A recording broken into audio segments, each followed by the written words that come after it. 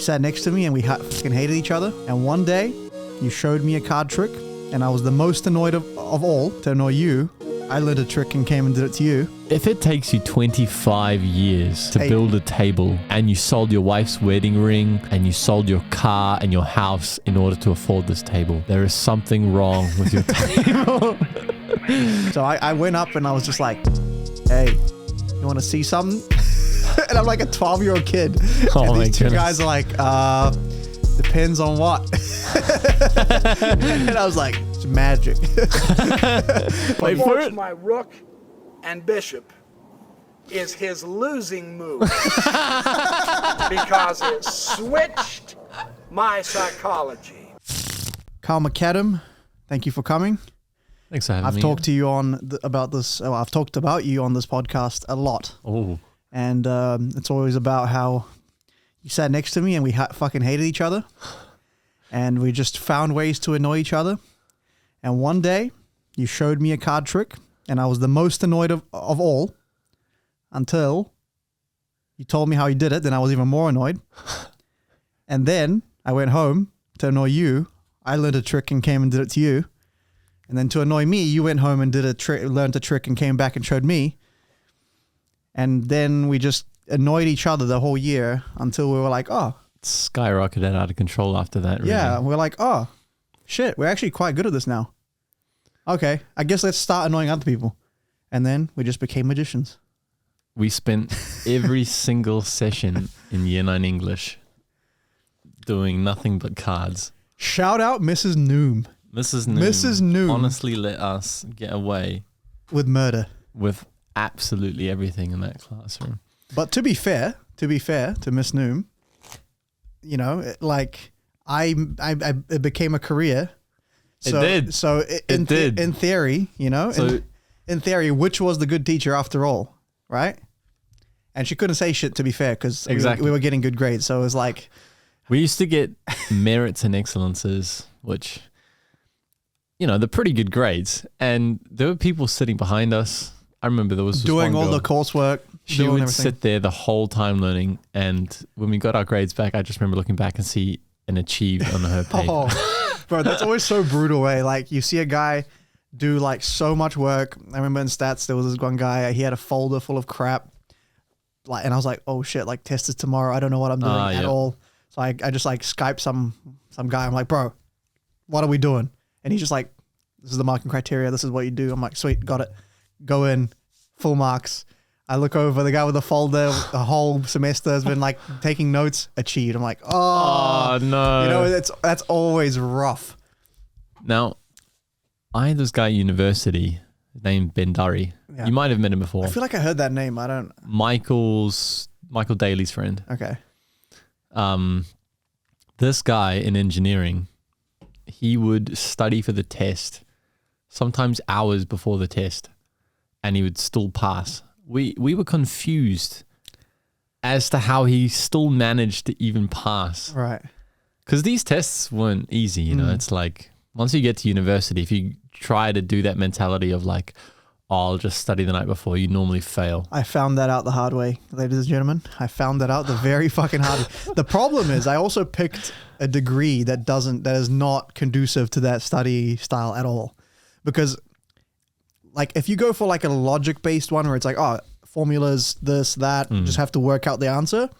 All right, let's assume that maybe you could, you know, quote unquote, like, you know, genius your way through, which I'm not a genius. So I probably would have failed anyway. But like, let's assume like if you're smart enough, maybe you figure it out.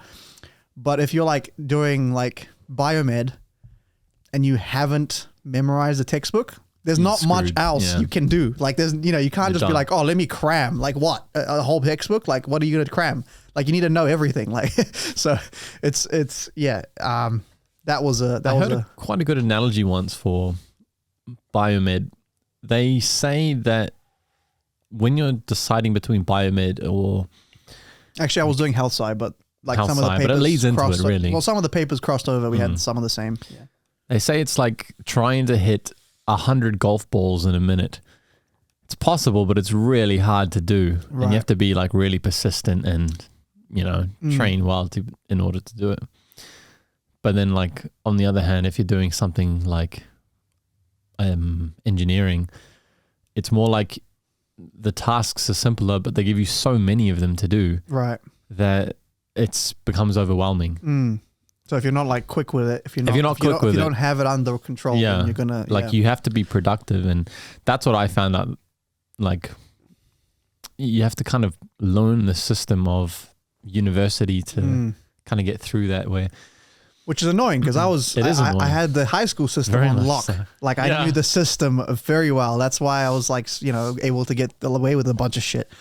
And they changed that system. Yeah. Maybe. And then the other problem is when you don't have university, school or whatever pushing you to learn shit, and then you're like, you have a career of some sort, and you're like, oh, I should upskill. Okay, let me pick out a book from the 1800s some old cunt wrote about 15 different ways to do double lifts.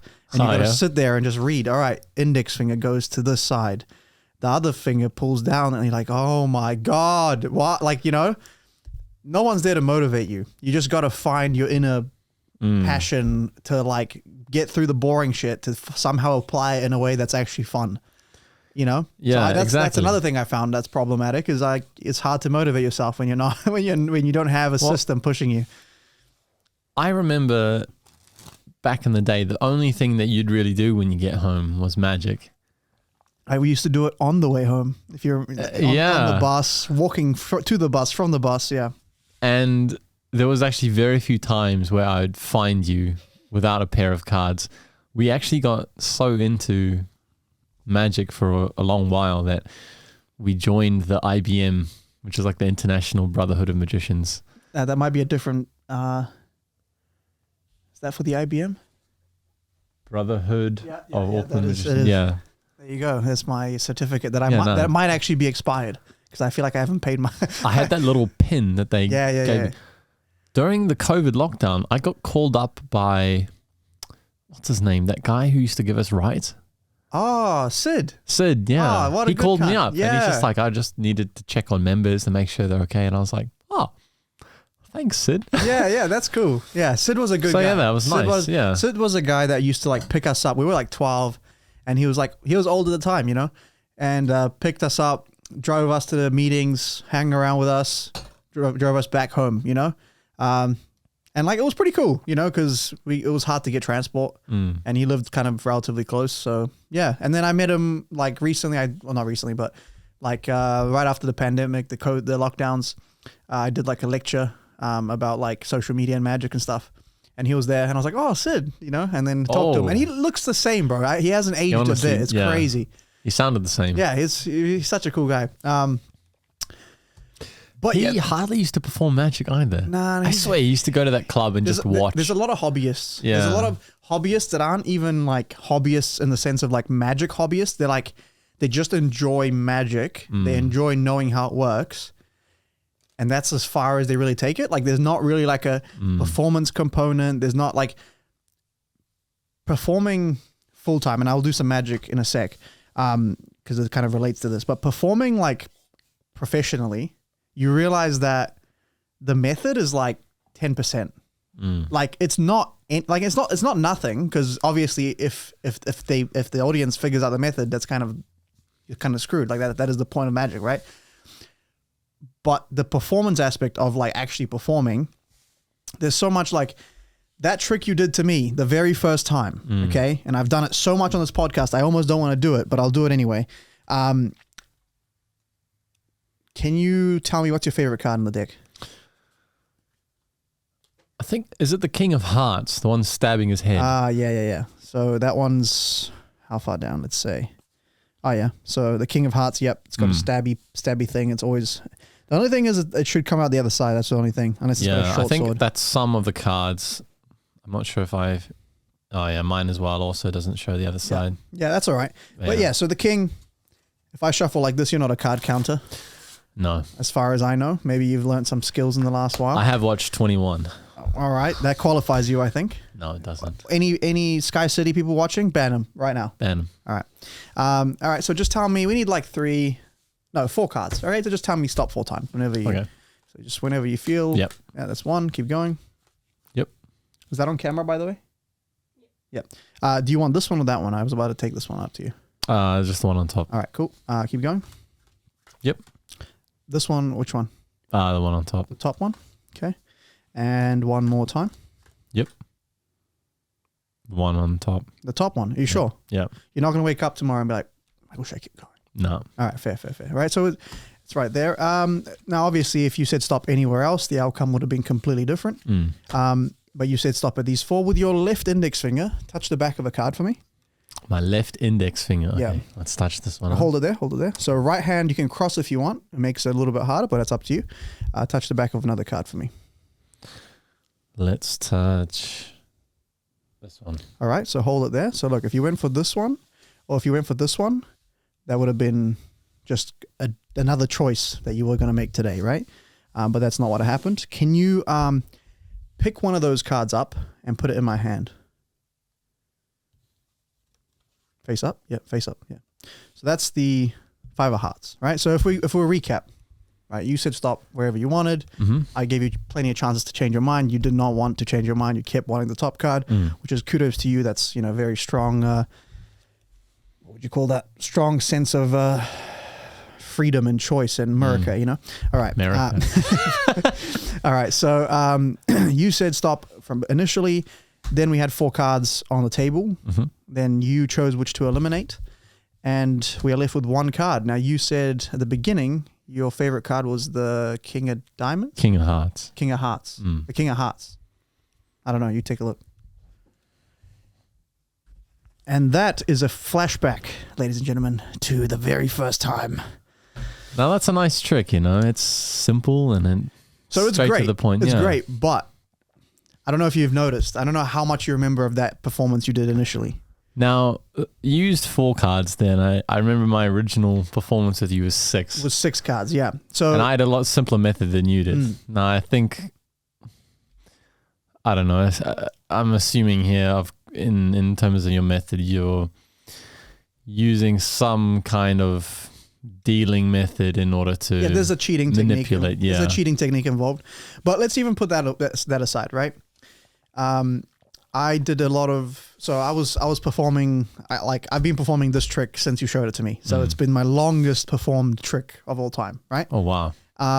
And every time I did it, I would try something else. I would add a little bit. I would subtract a little bit. I would try to see how I could make it really strong, right? And initially, I think I did it with 6 too.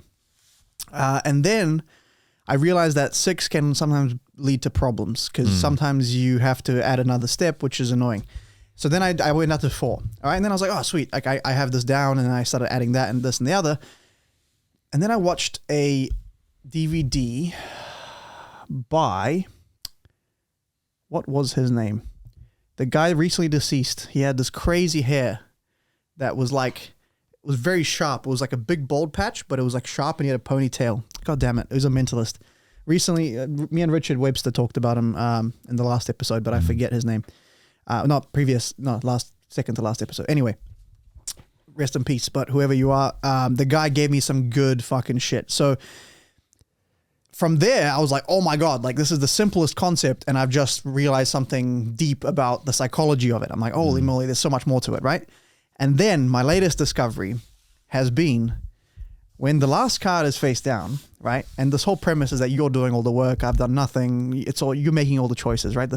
When this card is face down, every time now, I get the card slightly wrong when I go, so let's recap. You said the King of Diamonds, right? And I keep going with it. And they'll usually stop me wait. It was the heart. Right. And then I'm like, oh. And then there's this tension drop and everyone goes, oh my God, did he get it wrong? And then I'm like, oh, I don't know. You did everything. So it's up to you. Let's see. And then all of a sudden, from something where they were like, oh, he must be doing something, there's a sense of he didn't do anything. Right. But it's purely just from one wrong word. And it doesn't seem like it works, but trust me, I've done it thousands of times. When I do it this way, people freak out way more than when I don't do it this way. Now that's interesting. So, you know what I mean? So there's little things like that where if you go oh, it's just a method. And then you teach someone the method, but they don't know all these details. They'll do it and it will work, but it won't be as strong as someone that's done it thousands of times. That's the thing that I've noticed. Yeah, really interesting, the psychology behind a lot of tricks, I think. And there was this trick that I used to perform all the time. really simple trick. It normally just involved the jokers in a pack. And of course, it's always a stand-up trick, this one. Like, I'd always have to do this one standing up because I'd never be able to do the actual move sitting down. So normally what I do is I just get them to riff it down the side of the pack and I just ask them to stop. But in your case, I'll just let you select the card, really. All right. Yeah, go ahead and take it out. And then you can show people and I'll close my eyes or whatever. And then I just ask them to put it on top. And of course, the main premise is that I would do a whole bunch of patter and then blah, blah, blah, blah, blah. While I was doing the patter, then I do my little transition or whatever. And then all of a sudden I say, oh, you know, your card's no longer on the top anymore. And they're like, what? And then I say to them, but you know what we can do? We can actually try to catch your card. Your card's actually a criminal card. You know, it stole the diamond off the ace of diamonds. It's only one. You know, and all this patter, all this psychology towards getting them to believe what you want them to believe makes that trick so much more than the simple method of what it is. And of course, you know, you could simply go in the middle of the pack and you see that the card is surrounded by the two other cards. But the patter behind it was that, you know, I would say to them, oh, you know, your cards are stolen this diamond and we've got to catch him. And so what I would do is I would, you know, I'd put it back in here properly and I would say, all right, I'm going to make a trap for your card. You know, this will be the trap. I'll just make it a simple spring. And then they're like, oh, yeah. And then, and then, you know, a lot of people they're amazed whenever you show them a spring and then you just show them a spring and you say, okay, that'll be the trap. And all I need you to do, because the card trusts you, you know, you chose this card. So you need to call the card out. So you just snap like that for me in the top of the pack and call out your card for me and then I'll trap it with my trap.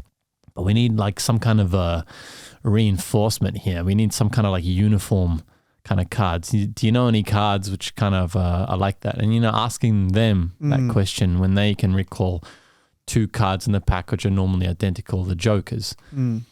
Of course, you know, if you only have 52 cards in your pack, it's not really going to work. But the joker cards always work. And, of course, doing that, it works with jokers which aren't identical, jokers which are similar. And because, you know, you always have that same kind of similar effect. And of course in this pack here you've got a little bit of a gloomy kind of a joker where, you know, this guy's staring at some kind of shadow, but he's actually it's David Blaine looking at himself sword swallowing. Oh yeah. If you watched have you seen the Real or Magic? The Real of Magic. Real or Magic by David Blaine. It's a TV special. I think it's his best one. And he does this effect, I think, to David Beckham, where he swallows a coat hanger. So he swallows he swallows a ring, and then he takes a coat hanger and like does the sword swallowing with that, and then he pulls it out. The rings on the coat hanger. Oh yeah, man! you think of stuff like that, and you think about the stuff that we were doing in year 9. We would absolutely. The difference is David Blaine is absolutely insane. Like clinically, I don't care what anyone says. I mean, I'll meet him and everything, but the guy is literally nuts. That's number one. Number two, he's like a millionaire. So he's got a team of like some of the best magicians in the world making shit for him. And number 3, I think, he's just also a good magician. So, like, you know, everything adds up. I mean, honestly, we used to watch a lot of stuff from David Blaine, I remember. And then there was even that funny little video that you showed me the one time of this like mock David Blaine. These two actors were like pretending every single time he was doing this trick to be like freaked out by this guy. And as soon as I forgot that one, we're going to look at some videos in a second. I forgot about that one. Yeah. As soon as they would do this trick, David Blaine would just look into the camera like, oh, like, you know, he'd do this like super serious face.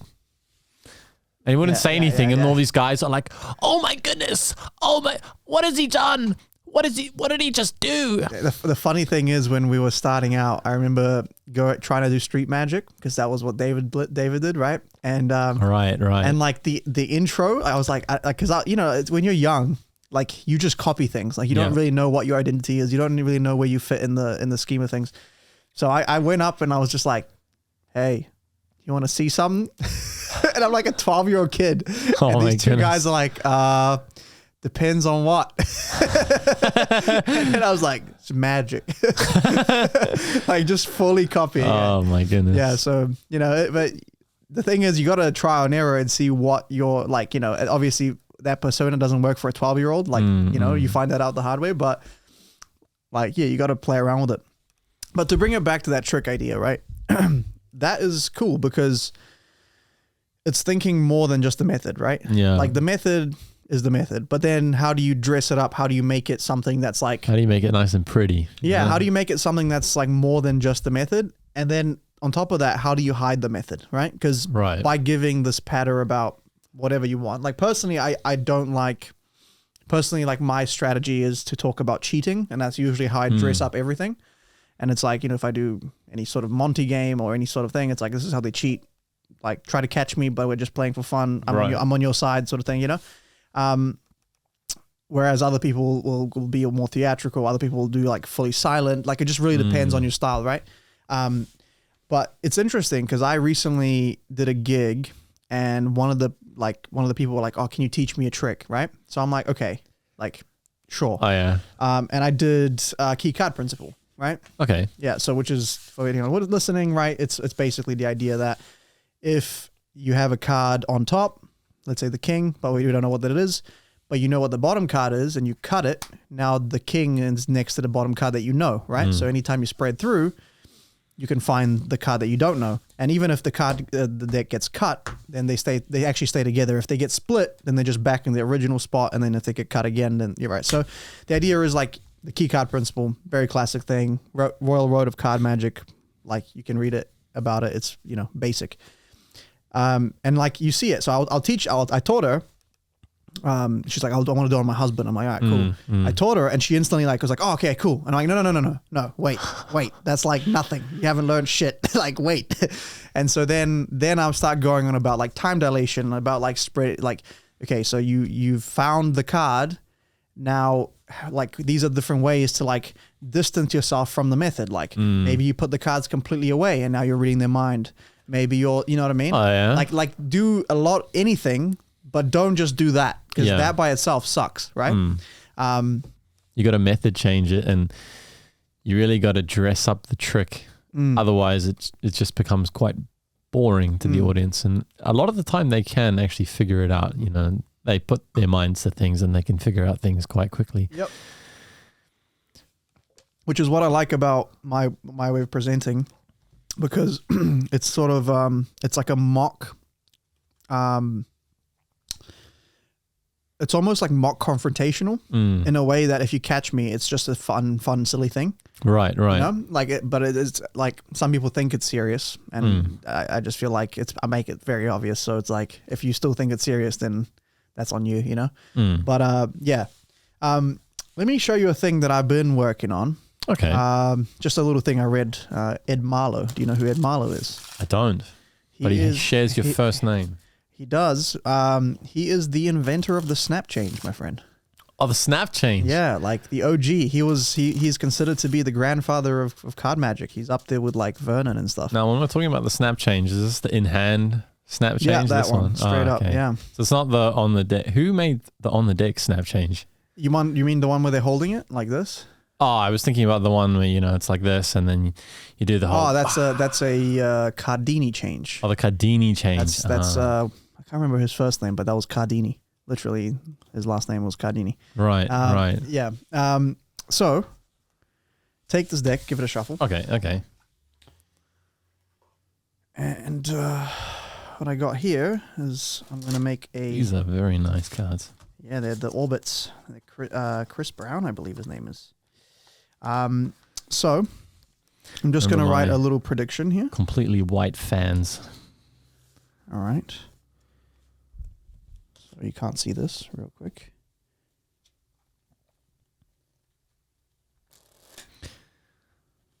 Now, in terms of shuffling, make sure you never Pharaoh shuffle 13 times in a row. because the cards will, or perfectly Pharaoh shuffle 13 times in a row, because the cards always end up in the same order. Now, if you're going for a forced shuffle, that's probably something you could try and go for, but there was a YouTuber going through the statistical probabilities of a perfect bridge deal Oh, yeah. with some impossible odds. Right. And he just showed, I don't know, like 8 times or 4 times or whatever, how you could do it just by shuffling in certain ways with a new pack of cards. So you don't want to do what? What was that? The thing that you said you don't want to do? Pharaoh shuffling, that perfect kind of shuffle where you split it in half and you kind of like stack the cards one, like that. And then you fit them together. You do that 13 times, you get like the same iteration of card order as what they were initially in. Yep. Alternatively, you could even just do a perfect Pharaoh shuffle and then distribute them 1, 1, 1, 1, 1, 1 with people, and you end up with still a perfect bridge deal. Or if you're a crazy guy, absolute insane, you can do a perfect Pharaoh shuffle and then do an anti-Pharaoh and strip them up. But I'm not someone that can do that. That is like a ridiculously hard move. That is sort of, I wouldn't say it's useless. You could definitely use it, but it's like, are you really going to do an anti-Pharaoh in your show? Like, come on. Okay. So they're shuffled now. All right. So I wrote down a prediction. Right. Okay. Could you take the deck? Yes. Put it behind your back or underneath the table. Okay. All right. Turn it face up so that face up. Yeah. So that all the cards are face up. And I want you to take one card. Okay. And reverse it. Put it in the middle. Close the deck. Now, when you say reverse it, it's like face down now. Yes. Okay. And then pull out the deck and keep it face up so we don't see the card. Okay. All right. Now, just to make sure, because obviously if you've done more than one, this trick doesn't work. So that's one. Yes. Yep. Are you right-handed or left-handed? Right-handed. All right. So just put your hand on top. Okay. Yep. Keep it there. Okay. Now, actually, I want you to, I'm going to write my initials. Okay. He's so giving me his signature. Yeah. So I wrote my initials here. You write your initials on this side. Go for it. Okay. Wait, should I have taken my hand off? It's okay. Just put your hand back on. So the idea is, I didn't go anywhere near it, right? Right. All right. Okay. With your other hand, actually, I'll give you this. Mm-hmm. We'll open this up, and I want you to read out loud what that says. It says, you will reverse the card that is this the 3 of hearts? It says 3H. 3H. Yeah. So I'm assuming it's the 3 of hearts. All right. Would you like to spread your right hand on the table? Spread my right hand on the table. Like spread the cards face up, face down so you can see the reverse card. And that, ladies and gentlemen, look at that. That's beautiful. The 3 of hearts. That is a lovely trick. There we go. I very much like that trick. Yeah, it's by Ed That is Marlowe. a good trick. It's a good one, eh? I just, I'll be honest, it was my kind of homework trick. I was just like, I'm trying to just put more tricks in the bag. And there's a lot of them that I will like learn and never use. And I don't know if I'll ever use this properly, but I was like, I know a new one, so let me throw it out there. And there it is. That is actually a lovely trick, that one. I like that. Incorporates pretty much, I would say, everything that you want in a magic trick there. I was doing all the work and he did the magic. Yeah, there we go. Just a nice little cheeky prediction. Now, this one I'll be working on for a little bit. And I don't know if I've ever shown this to you. But until then, actually, give me one sec. All good. Because I do need pockets. Otherwise, the presentation makes no sense. Okay. So,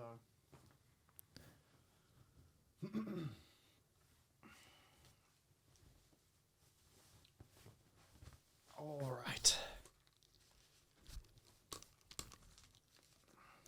Now, this one is kind of my style of magic. Right. In the sense that, as I said, it's sort of a cheating presentation. So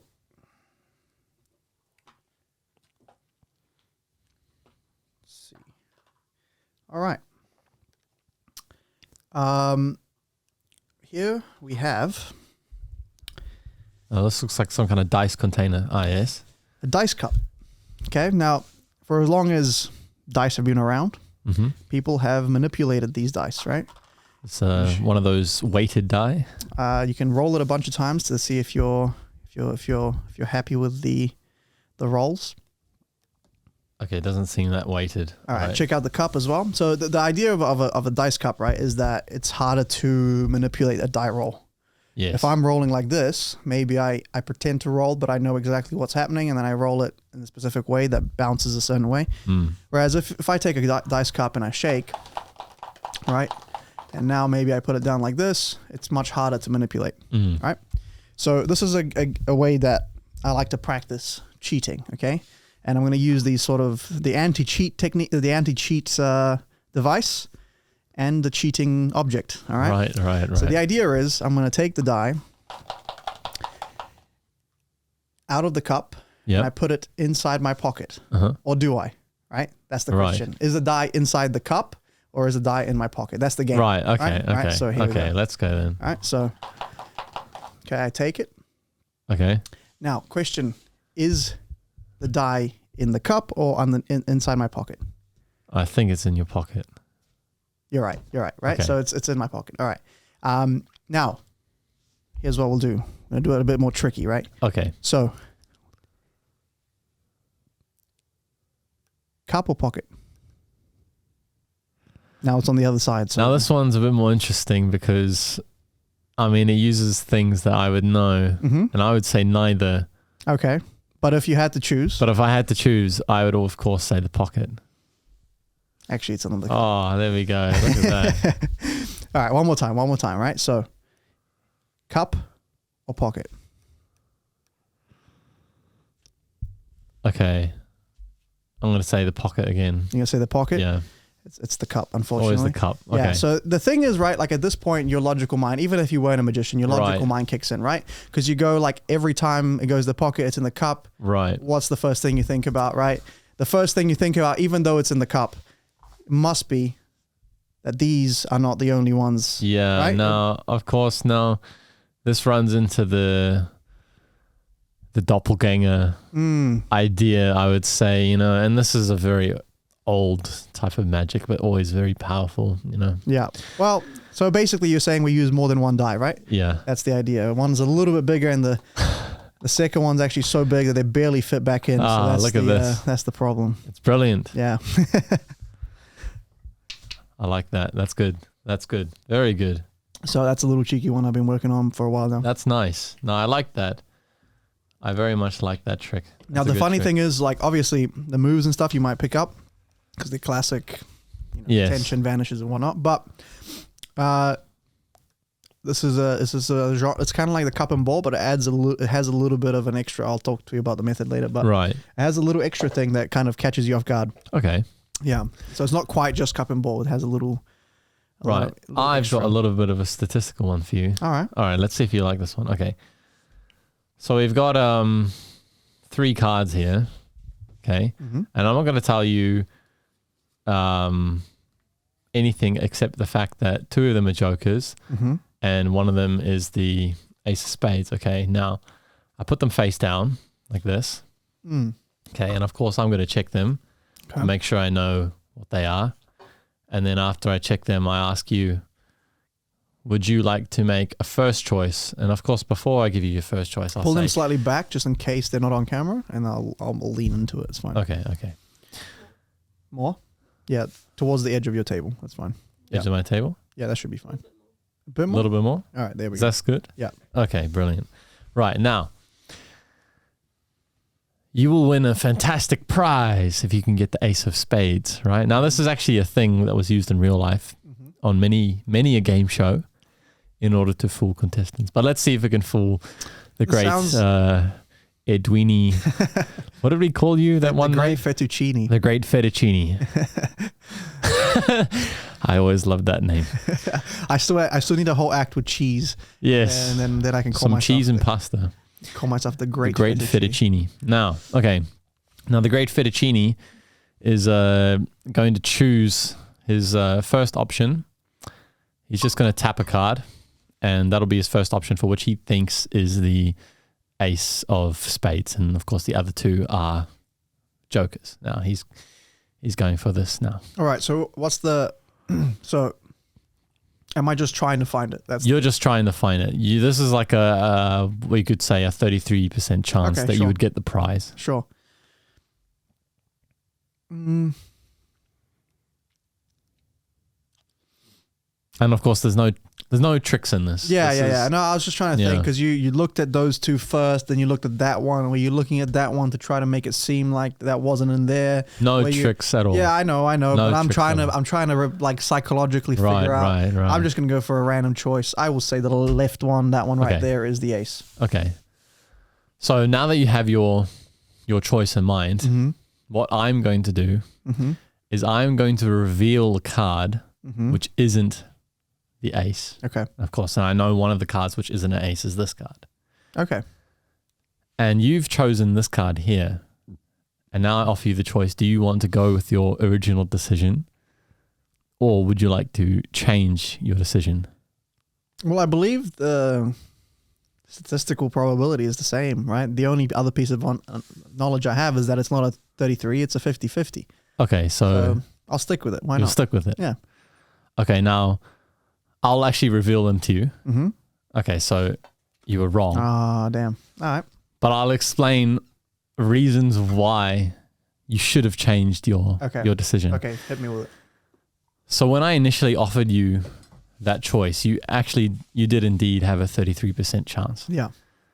But what so many people miscalculate is that when I revealed one of the cards to you, which was not the ace of spades, you still believed that you had the same chance. Now, a lot of people actually fall for this. Well, I didn't have the same chance. I had a better chance. Well, no, I had a same chance initially, but on my second choice, right, in theory, yes, I would have had a 50-50, but let's see. It's even more than that, actually. Okay. Now, in order to explain it logically, it actually makes a lot more sense to add a lot more cards than just the initial card. Can we add it further back, like around the edges? Sure. Yep, nice. And of course, okay, again, I'm just going to check these cards. Okay. So in amongst all of these cards now, you can make your choice, right? Go ahead and choose. Just one? Yeah, just the one card. Okay. So you've chosen this card, and what I'm going to do is I'm going to reveal cards which aren't your card. And so I'll just reveal these cards here. Now you're left with two. So do you want to change your choice now, or would you still stick with your original choice? I still don't see how it's any different. Now, the difference is that when you initially chose, assuming that I'd put out the 6 cards originally, you would have a 1 in 6 chance. And the second time you choose, you have your 1 in 6 chance plus now the choice that you're adding in between the two. Why is it plus, though? Because it's still, if you just isolate this choice, right? I'm still in choosing between these two right now. Cards, right? It's to do with the fact that you've already chosen once, and you know that card now that you've chosen could either have been the ace or could have been a card that wasn't the ace. But when I remove cards from your decision, which weren't the ace, it actually improves the probability of changing your decision on your next pick. If you stick with your original decision, it stays at 33%. So by forced logic, you actually get a 67% chance with 3, and with 6 cards, you would get an even greater probability. Okay, so I see how, in theory, sticking with the logic or whatever, sticking with the same choice is a 1 in 3. Yes. And then changing is but I still feel like the change is a 1 in 2. Now that's the difficult thing, is trying to change someone's perception of that. But because I've removed, but 1 and 2 is still better. Because I've removed this probability, which was 33%. It means by changing your decision now, you will get a 67% chance likely of choosing the correct ace of spades. if you change your decision. Now, of course, this is a very... That's a hard one to wrap my head around. But This is a very... I still see how it's an improvement, right? Because if you... Yeah, I see what you're saying. Like the first choice is that percentage, 1 and 6 or whatever with the big numbers. And then the second one is, even if you isolate it, 1 and 2. So it's still a better chance, It's still regardless. a better chance, yeah. But And that's why it's always easier for someone to determine that when you have more cards to choose from compared to the 3. And that's why game shows commonly would use 3. Yeah, I never behind thought one of the doors that have a prize. And a lot of the time people never changed the choice. And they always had a lower percentage of winning because they never changed their choice. So they just set it up specifically statistically to try to... Well, just to minimize losses, really. To minimize losses is what casinos do as well. But for those who've watched 21, actually that trick is used in that film. I think early on in one of the lectures that he's attending, the mathematics teacher, pulls out this theoretical situation where he's got, 3 doors. Behind one is a brand new car. Behind 2 are goats. Right. And he asks him to choose door number 1, 2, or 3, and he chooses door number 1. Then he opens door number 3. Behind 3 is a goat. Well, it depends on the car and depends on the goat, because goats can be expensive, man. Yeah, man. Tell you what. Okay, sorry, I just completely... What? That reminds me of a specific someone. Yeah. No, that's great. That's a cool one. I never really thought about that. Like, I'll have to wrap my head around the addition of the odds. How you say that, like, it actually gets more than 1 and 2? Think of it more like you're actually taking away from 1 rather than having another choice of a 50-50. Because you started off with a 1 and 3. And then your 1 and 3 turn into a 1 and 3 plus the knowledge that you know that 1 isn't that ace of spades anymore. So you're more than likely to choose the ace of spades on the next one. That's a weird one to like... Very, very strange, but always change your decision if you ever get the choice. You're more than likely to win. Don't tell this to spectators, because it'll take half an hour to pick a card. Swear to God. Like, sometimes you give them the choice just to make it seem like... They give you that Patrick Star. Yeah, no, they just go, yeah, I want to change. So, all right, you happy with that one? Yeah, I want to change. Like, okay, take the deck, pick one, stick with it. Jesus Christ. Yeah. Yeah. Yeah, no, that's definitely a Patrick Star kind of... I don't know, who's that Patrick Star? Patrick Star, the SpongeBob. It always... I don't know, there's this one episode where he's deciding between what to eat at the Krusty Krab. And Squidward asks him what to eat, and he just stares at this menu. And then Squidward offers him Patrick, like this. Yeah. Okay. I thought he offers him a suggestion, and he says to him, Patrick, why don't you eat a Krabby Patty? And he's like, great idea, Squidward. I'll have 1 Krabby Patty. And then Squidward offers him another choice. Is that here to go? And of course, as soon as he says this, he's offered him another choice. And now Patrick's stuck in his state again. Right. It's probably more a retail joke than anything. Paralysis by analysis sort of shit. Yeah, exactly. Yeah. All right. We've been preparing some spicy memes. Okay. Just some of them are a little bit of a throwback. Some of them are just a bit more modern, and maybe something you haven't seen. Because here's the thing, right? Our whole relationship feels like it's just inside jokes of random ass memes we found on the internet. Completely random. And we've selected a few, and we're gonna take a look at them. So Amy, when you're ready, we'll take a look at that very first video. Let's see what that is. All right. Okay. All right, Kyle. Do you know what this is? Yes. You might need to take one ear out so you can hear it. Okay. Yeah, go for it. Okay, my mom just canceled my brother's World of Warcraft account, and he is freaking out. What? Oh my god. Now I'm still. My debate is whether or not this whole thing is real. Yeah, or rigged. This is the classic.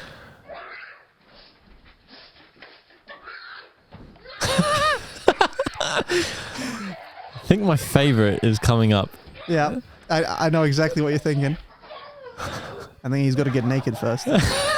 He's under the covers, and then I always wondered how he does this. Miraculously, he's not wearing any clothes except for his underwear.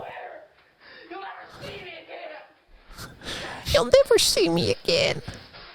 Oh, he goes in the closet and then out the closet real quick, in case you were wondering. This is one of my favorites. There we go. Here we go. Bro, my parents would have beat the shit out of me if I did this. I swear to God. Protection services, more like. Yeah, here we go. Now, be honest, Kyle. That's the favorite part there. Now, be honest, Kyle. All right. Now, what account would your wife have to close for you to shove a remote control up your ass? You cancel my chess.com account. Now, the thing is, that's the one video. If you see some of this other guy's content, they got 100 plus. Now, here's what I think. Here's what I've been thinking. Because I was thinking about it, like, since I was like looking it up. I reckon the first one was real. I also think. Because it has 108 million views. And then after that, he gained this persona. So I reckon like he is a bit of a loose unit just generally, right? But they made bank off that video. So like if you make 1 million, you're making like a couple grand. Yeah, so, off the advertisement. Yeah, revenue. so like, let's say maybe at the time it went viral, they weren't making as much per click, but still, let's assume $1,000 a million views. That's like, do the maths, please. Is that it's $1 million. No. 100 million views. 100 million times 1,000 per million. That's $1 million. Is it really? 100,000. 100,000. Sure. 100,000. 100,000. Yeah. $100,000 off one video. You're telling me they wouldn't fake it for the second one? Yeah, of course. You know what I mean? It's like one of those I would do that things, shit. Jesus Christ. It's a down payment for a house. Let me again. Yeah, but there's some of them that are like semi-real, I feel like the one where he goes to the tattoo guy and he's freaking out. He's like, no, I don't want that one. Yeah, but he's like halfway into the tattoo, so they got to get it done. I saw another one. He's cooking something, and he's in some cooking class or something. Oh yeah. Like, no, let me do it. Now see, the thing is, but by that point, I feel like it was rigged.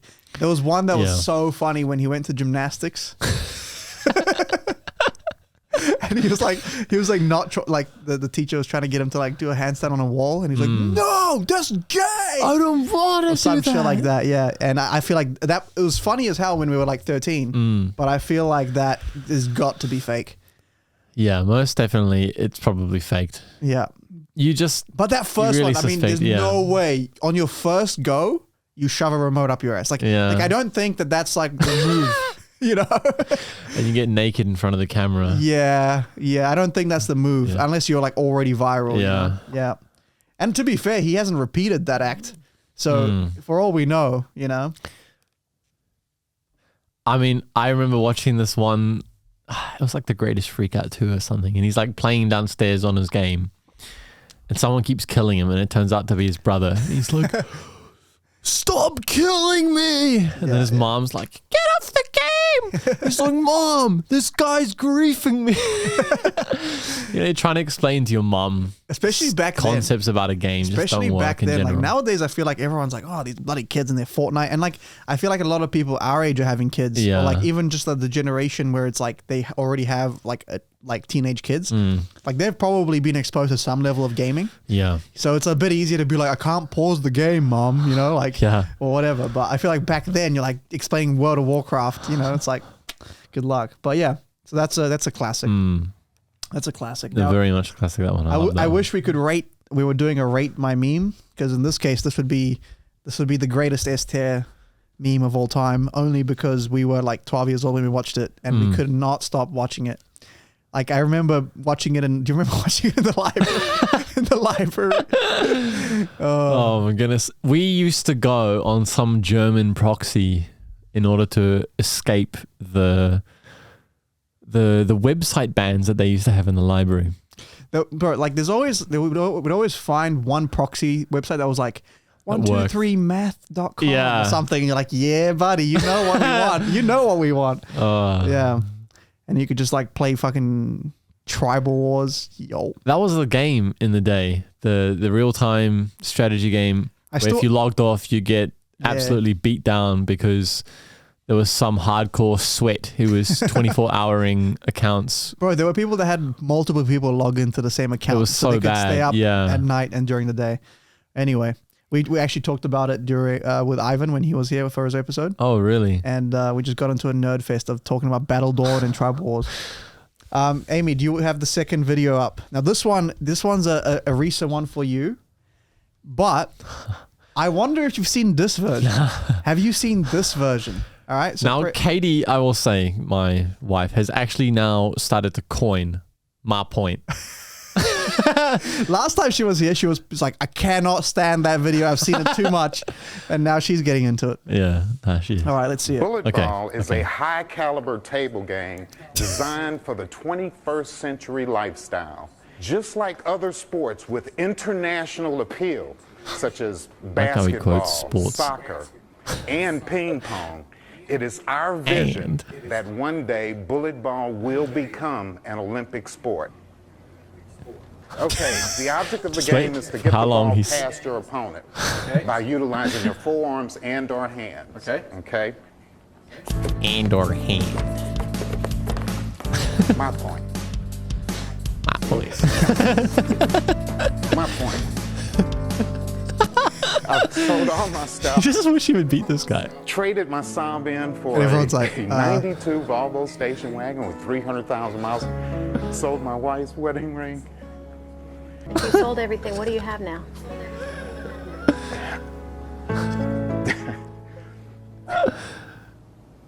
I have bullet ball. I'm going to say no. I'm sorry, I have to say no. I have to say no. I'm sorry. Oh, God. I have to say no. I have bullet ball. All right, now here comes the twist, Kyle. We've been laughing at this dude for a good probably for a good couple years. Yeah. Now watch this.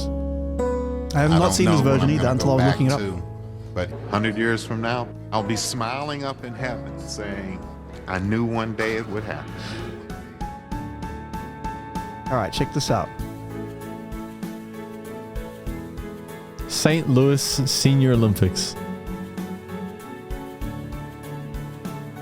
Wow. Whose point now, Kyle? My point. Whose point now? An Look at him. game that makes He made his everybody feel like a dreams. winner. It's a table game with rules that mimic ping pong. Fox 2's Benita Cornett shows us what's behind bullet ball.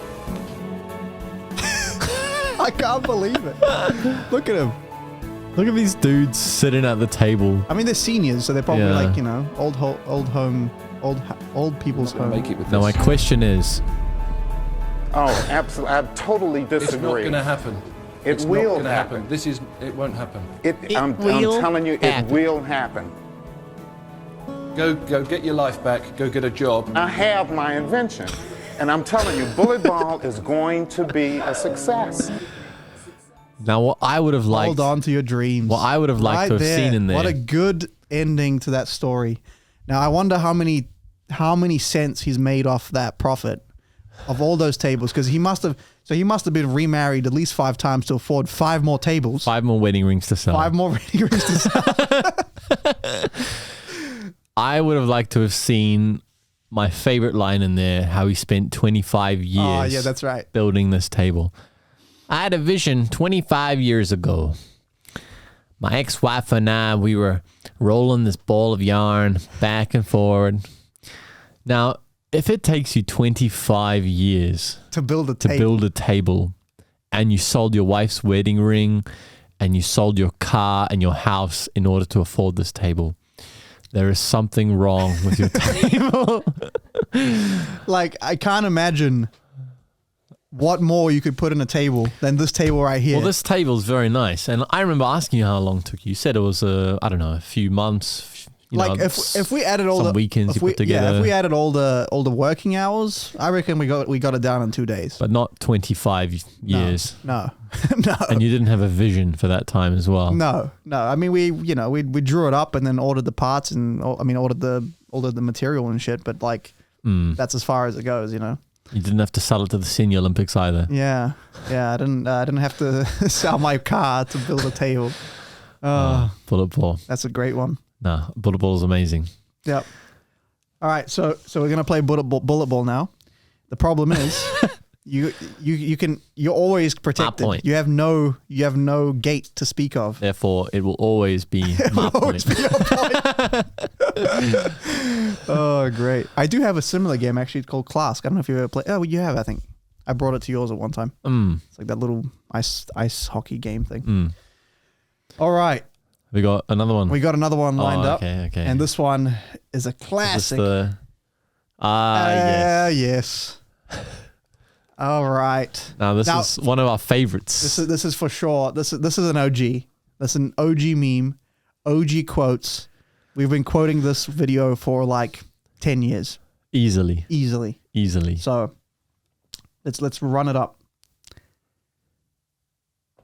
I'm going to show you pure power. No sound. It may be from the YouTube. Dominate the center. Now, obviously, I have more space at this point. All right, it's fine. I have more space than he does in the center. I am vastly superior in my development. This is a cake wash. This is a piece of cake, man. No problem. And then to boot,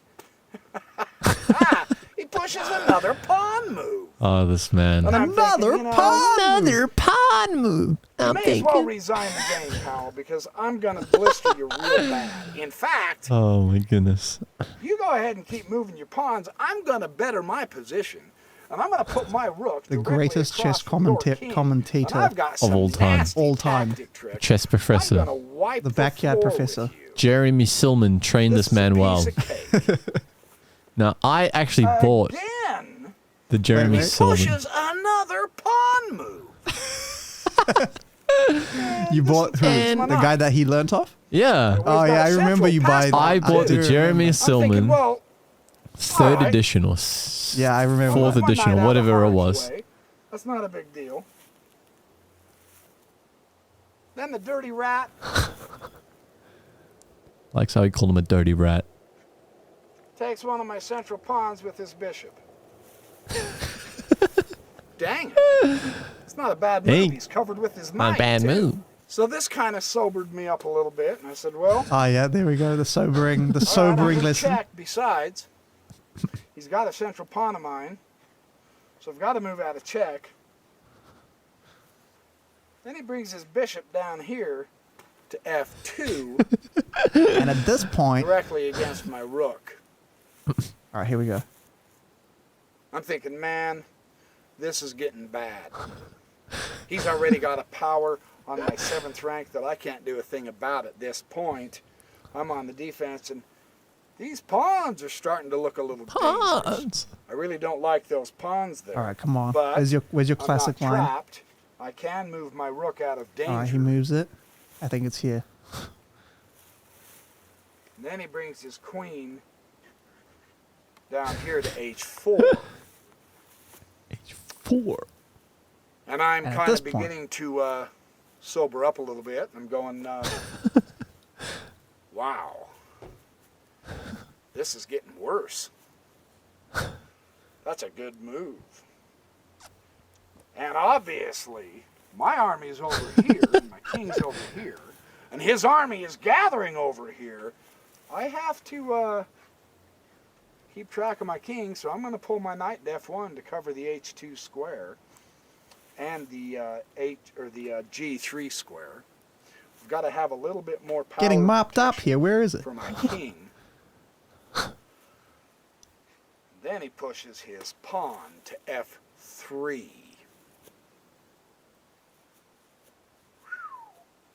This is going to be a nightmare, man. This is not good. A few moments ago, I had him wiped out in development, so I retook with my pawn. And of course, my opponent retook with the pawn, again threatening my rook, opening up lanes to my king to where he can perform a really rather simple checkmate. My king side is absolutely decimated. And I'm scratching my head thinking, you know, just a couple moves ago, I had this guy on the ropes, I thought. And now he's completely destroying me. On the ropes. I'm in trouble. I have to move out of danger, but that pawn is becoming a pain. I mean, the fact that you can quote it and you know where it is insane. Do something about that pawn. And then he castled queenside. So he's connecting his rooks now too. Now you can see why development is only a temporary imbalance, because now he's essentially caught me in development. The most interesting thing about he this really is playing his some good chess. Well, I see a small opening. I see his a way to poor get to this chess, pawn, and then the opponent's process, even poorer chess. Continuing on. Yeah, like wait. It's almost. And now I'm keep directly playing. confronting this pawn, so I'm going to be able to I think it's probably on alleviate the YouTube. pressure. Yeah, that's the funny part. Is like he was probably like 400 maybe. Yeah. So it's just two scrubs. Yeah. And he's like, how to turn your psychology around? This is how I won. It's like, not really. He just the guy made a mistake. All right, here we go. Against my king here. This is where it gets And animated. at this point, I really have to get rid of his pawn. And I found a pretty good way. Well, he moves okay, his now he's knight still in making front of moves. my I queen, thought it was blocking way my earlier queen. on that he gets His mad. knight is supported by his queen. After, I So think that this didn't work. next But, couple moves. You know, I can see if I can try to chase the knight away. Press my Pushes a pawn. pawn and gives him a Of free course, pawn. All he does is takes that pawn with his pawn. Yo, that's like a me play so my right queen there. is still blocked out. This but would be a I've good got move. another Ah, option. shit. I can still get rid of this pawn. I can pull my rook up here, and that gives me not only my open file challenging his rook, but it also gives me an access across to But it his just goes to queen show you don't have to get be an rid of this expert to checkmate be entertaining, problem you here know? I'm beginning to see. No, you So you this really is a don't. pretty good move to All you get have to rid do of is that go pawn. out to the middle of nowhere. To the middle of And he the brings his knight down Saharan to desert, looks like. D4, I don't know, what's those mountains in the back? pawn. Louisiana. And his knight is on a gorgeous Louisiana. outpost to boot, so No, I can't. absolutely I'll nowhere. lose the exchange if I get rid of that knight. And I'm thinking, well, And I'm thinking, all right, I can apply some indirect pressure and still give my king some breathing room by indirectly challenging. Oh my God. I didn't remember this. Combination is This a is tough the one longest on my build-up. king side. So I still have options. This is the also longest build-up opens to the up greatest my quotes of other all the time. greatest to quote come of all over time. here to help give my king support. So I think indirectly I can get rid of a couple of the supporting All right, pieces, backyard chess and I'll professor. be able to eliminate Give that me the line. dang passed pawn. That passed pawn is on the 6th rank, man. Oh, That yeah, is here we too go. powerful. I have to do something about that passed pawn. Not an Then option. he takes his knight and he takes my pawn on c2, forking my rook oh yeah, that's right. and my bishop. He's just getting So this frick- point, boiled over. Lost. And it was at this point that I boiled over inside. I said, hold it. Just wait a minute. What in the Sam Hill is going on in this stupid game? I am getting mopped up here badly. It turns out that this knight move That will not where be he funny. forks my rook and bishop is his losing move because it switched my psychology. No. I sat back and looked at it and I said, something's wrong here. No, Why no. in the Okay. heck am I getting trounced in a No. game Wait. that I had 4 powers developed before he ever did? Oh, And this now would he's not be fine to anyone completely else, and I eating don't me give a alive. shit. Oh. Oh, this is great. And I thought about it for a minute. And I thought, I have been reacting. All right. Okay. That's enough. All right, that's enough of that one. I've been reacting. Oh my God. 4 powers. I forgot how bad that was. Like the fact that he's clearly losing, right? Most definitely losing. like I'm sure if you analyze it, the computer will tell you that was a It'll brilliant. tell you move. that black would have blundered about 8 times in order to lose that game. Yeah. But what I'm saying is that knight fork Most definitely. is probably like a brilliant move. You Yeah. know, on the it's like plus whatever. And he's like, that was his losing move. because it switched my psychology. And you're like, all right, mate. But the fact that he's so enthusiastic just sticks. Like, you know, I don't know if anyone will find that funny, but that's worth it. It's worth it just honestly, to see it again, dude. Every single time you rewatch it, you kind of ironically keep quoting this man. Yep. And the more you ironically quote him, the more it becomes part of your meme repertoire for life. But it's so good because you can just quote it in any game situation. I don't give it like, you know, talk about Nakamura, talk about Magnus Carslen, talk about the greatest, you know, chess personalities. Backyard Professor, bruv. That's the greatest commentator known to man. It changed his psychology. Got to think about that. He'll take a winning move and he'll call it the losing move so long as you change your psychology. As long as you change, yeah. If you change your psychology, you'll win the game. That is true. That's what he professes. Now speaking of Carslen, this isn't a meme that we've gone back with, but it's a watch this change of psychology. Okay. You want to show that one? This is a real change of psychology. Oh, this one's Magnus good. Carslen. I've seen this one. So good.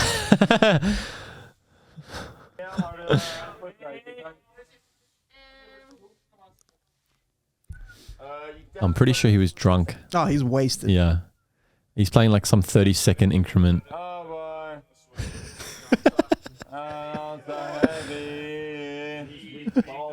It's funny how drunk Carslen can just whoop anyone on the world, or maybe not anyone, like 99.9% of the population. Yeah.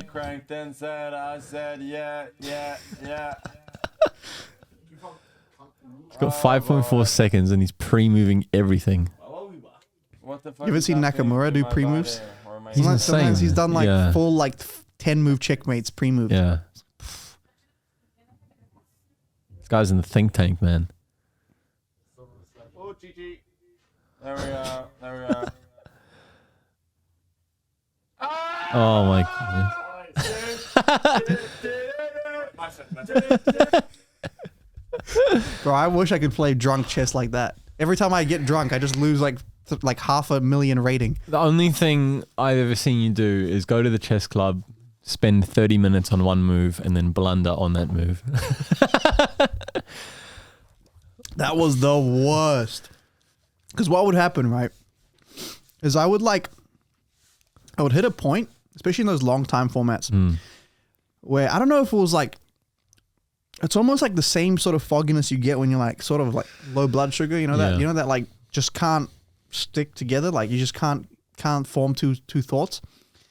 And I'll be like halfway through a game, maybe even like winning by an advantage or something. I'm like maybe 2 hours in, and I'd see a move and I'm like, all right, is this attack? All right, I got to watch out for this. Like if I move there, he can take. So all right, we won't worry about that now. Let me do this calculation. I would like calculate 3-4 lines of this. I'm like, okay, I'll pick the best one, and I do it. And as soon as I move, I'm like, he can just take it. He can just take it. And then I'll just like rage so hard, like. And then it's all about the backpedal game from there. And then the problem is, the next time I'm playing, now I'm anxious because I'm like, will I do the same thing? Yeah. So I can't think even like I'm even worse. You just gotta change your psychology. I think you know what was the issue back then. So since then, I've gotten good at a lot of things, like in different areas. Right. And I realized that back then, I didn't prioritize improvement in chess. I prioritized having fun and thinking that would like improve it. So I only did like, I hated doing tactics. I hated doing any sort of like what felt like work. Like I would always just play games and like, you know, like not analyze anything because that was boring. But like, for example, like nowadays, like because I've gotten somewhat decent at like jiu-jitsu, magic, whatever, it's like I know that if I want to get better at, let's say, set position, it's like I got to go in there, drill it, then grapple with someone either below my skill level or someone at my skill level, but that's toning it down. Try that position live a bunch of hundreds of times until I start to navigate like the forks of all the options that can happen. And then once I have a map in my head of what can happen and I've mastered the mechanical movement, then I'm like, okay, I know this move, I know this position, we're good. So that's what it takes to learn something. So I think what I was doing then, I was sort of just like just moving things. Cheapskating your learning. Right. So now I think, like, for example, I started doing just for fun, just like daily tactics. Like I just started doing them. I hit like 1600s on the puzzle thing, which I've never hit before. Like back in the day, I was like trash. It's pretty good. It's tactics. It doesn't really matter. But the point is, I feel like my game has improved just off me casually doing tactics, because that was a weakness of mine, right? So if I did the same with like end games, if I did the same with mating patterns, if I did the same with, you know what I mean? Now all of a sudden is a systematic way of getting better at the game. Whereas before I didn't actually have a direction. I would just play, you know? And it's interesting how like getting good at other things can teach you about learning, and then you can apply them to the things that you want to learn. Yeah. Most definitely. Yeah. I actually only ever started getting better at chess when I started choosing one opening to really work on. For a long time, I was just kind of like, I'll just do whichever opening I feel like against this opponent. And then I would more often than not blunder in openings because I didn't know what this opening was doing. And I started focusing on just the Caracan is black, which is like I think it's C6, and then you go D5. So you're kind of really just going for something solid, which no one can do any tricks on.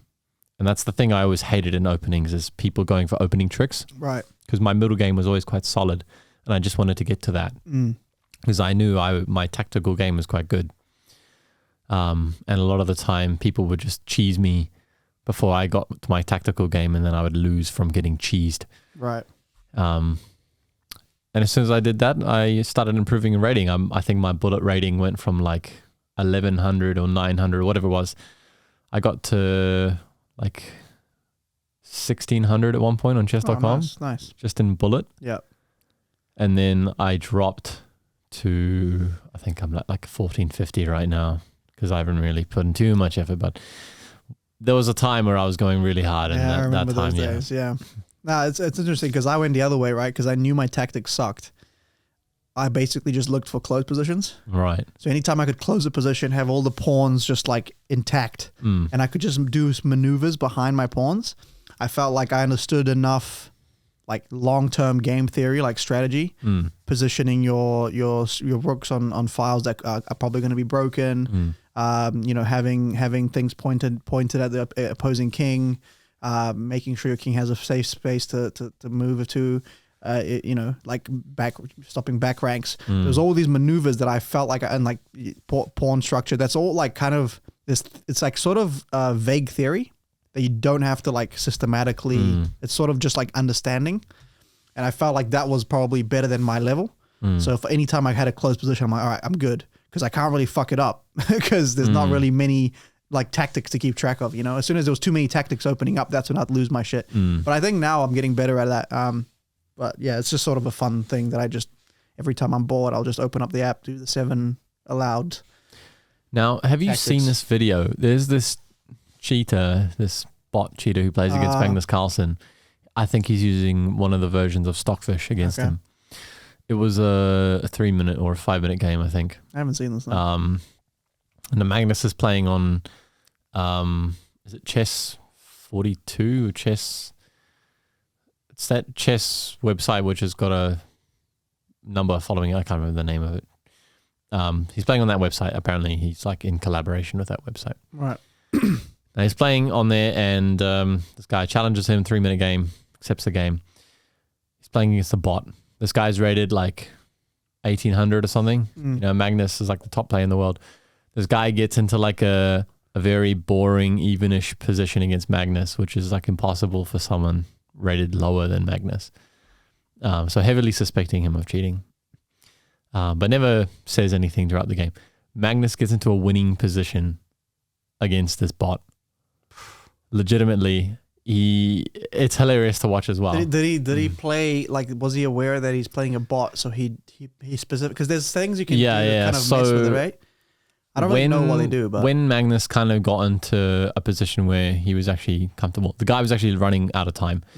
He was making very repetitive moves, like every 5 seconds or whatever, and that's kind of like an indicator that someone's using a computer, because they look at the move, go back to the game, play the move, and then they play the opponent's move, look at the move, go back to the game, play it. And you have this very even kind of incrementation of all their moves. Whereas a normal human, they blitz out their opening, think for maybe, a few seconds for most moves, and then there'll be like a big time sink for like a couple moves. Mid-game. Mid-game and like end game. There's always big time sink moves for most humans. Mm-hmm. Whereas most bots or people using computers will just very evenly play all of the moves. And he's playing against this guy. This guy gets to like 3 seconds and still playing like, every like 4 second kind of moves. And he's only got like a 1 second increment. Loses on time. Then after Magnus beats this guy, he just says one comment. He says, yeah, that guy, he played a lot stronger than his rating. I'll tell you that. Very subtly hinting that this guy was obviously cheating. Right.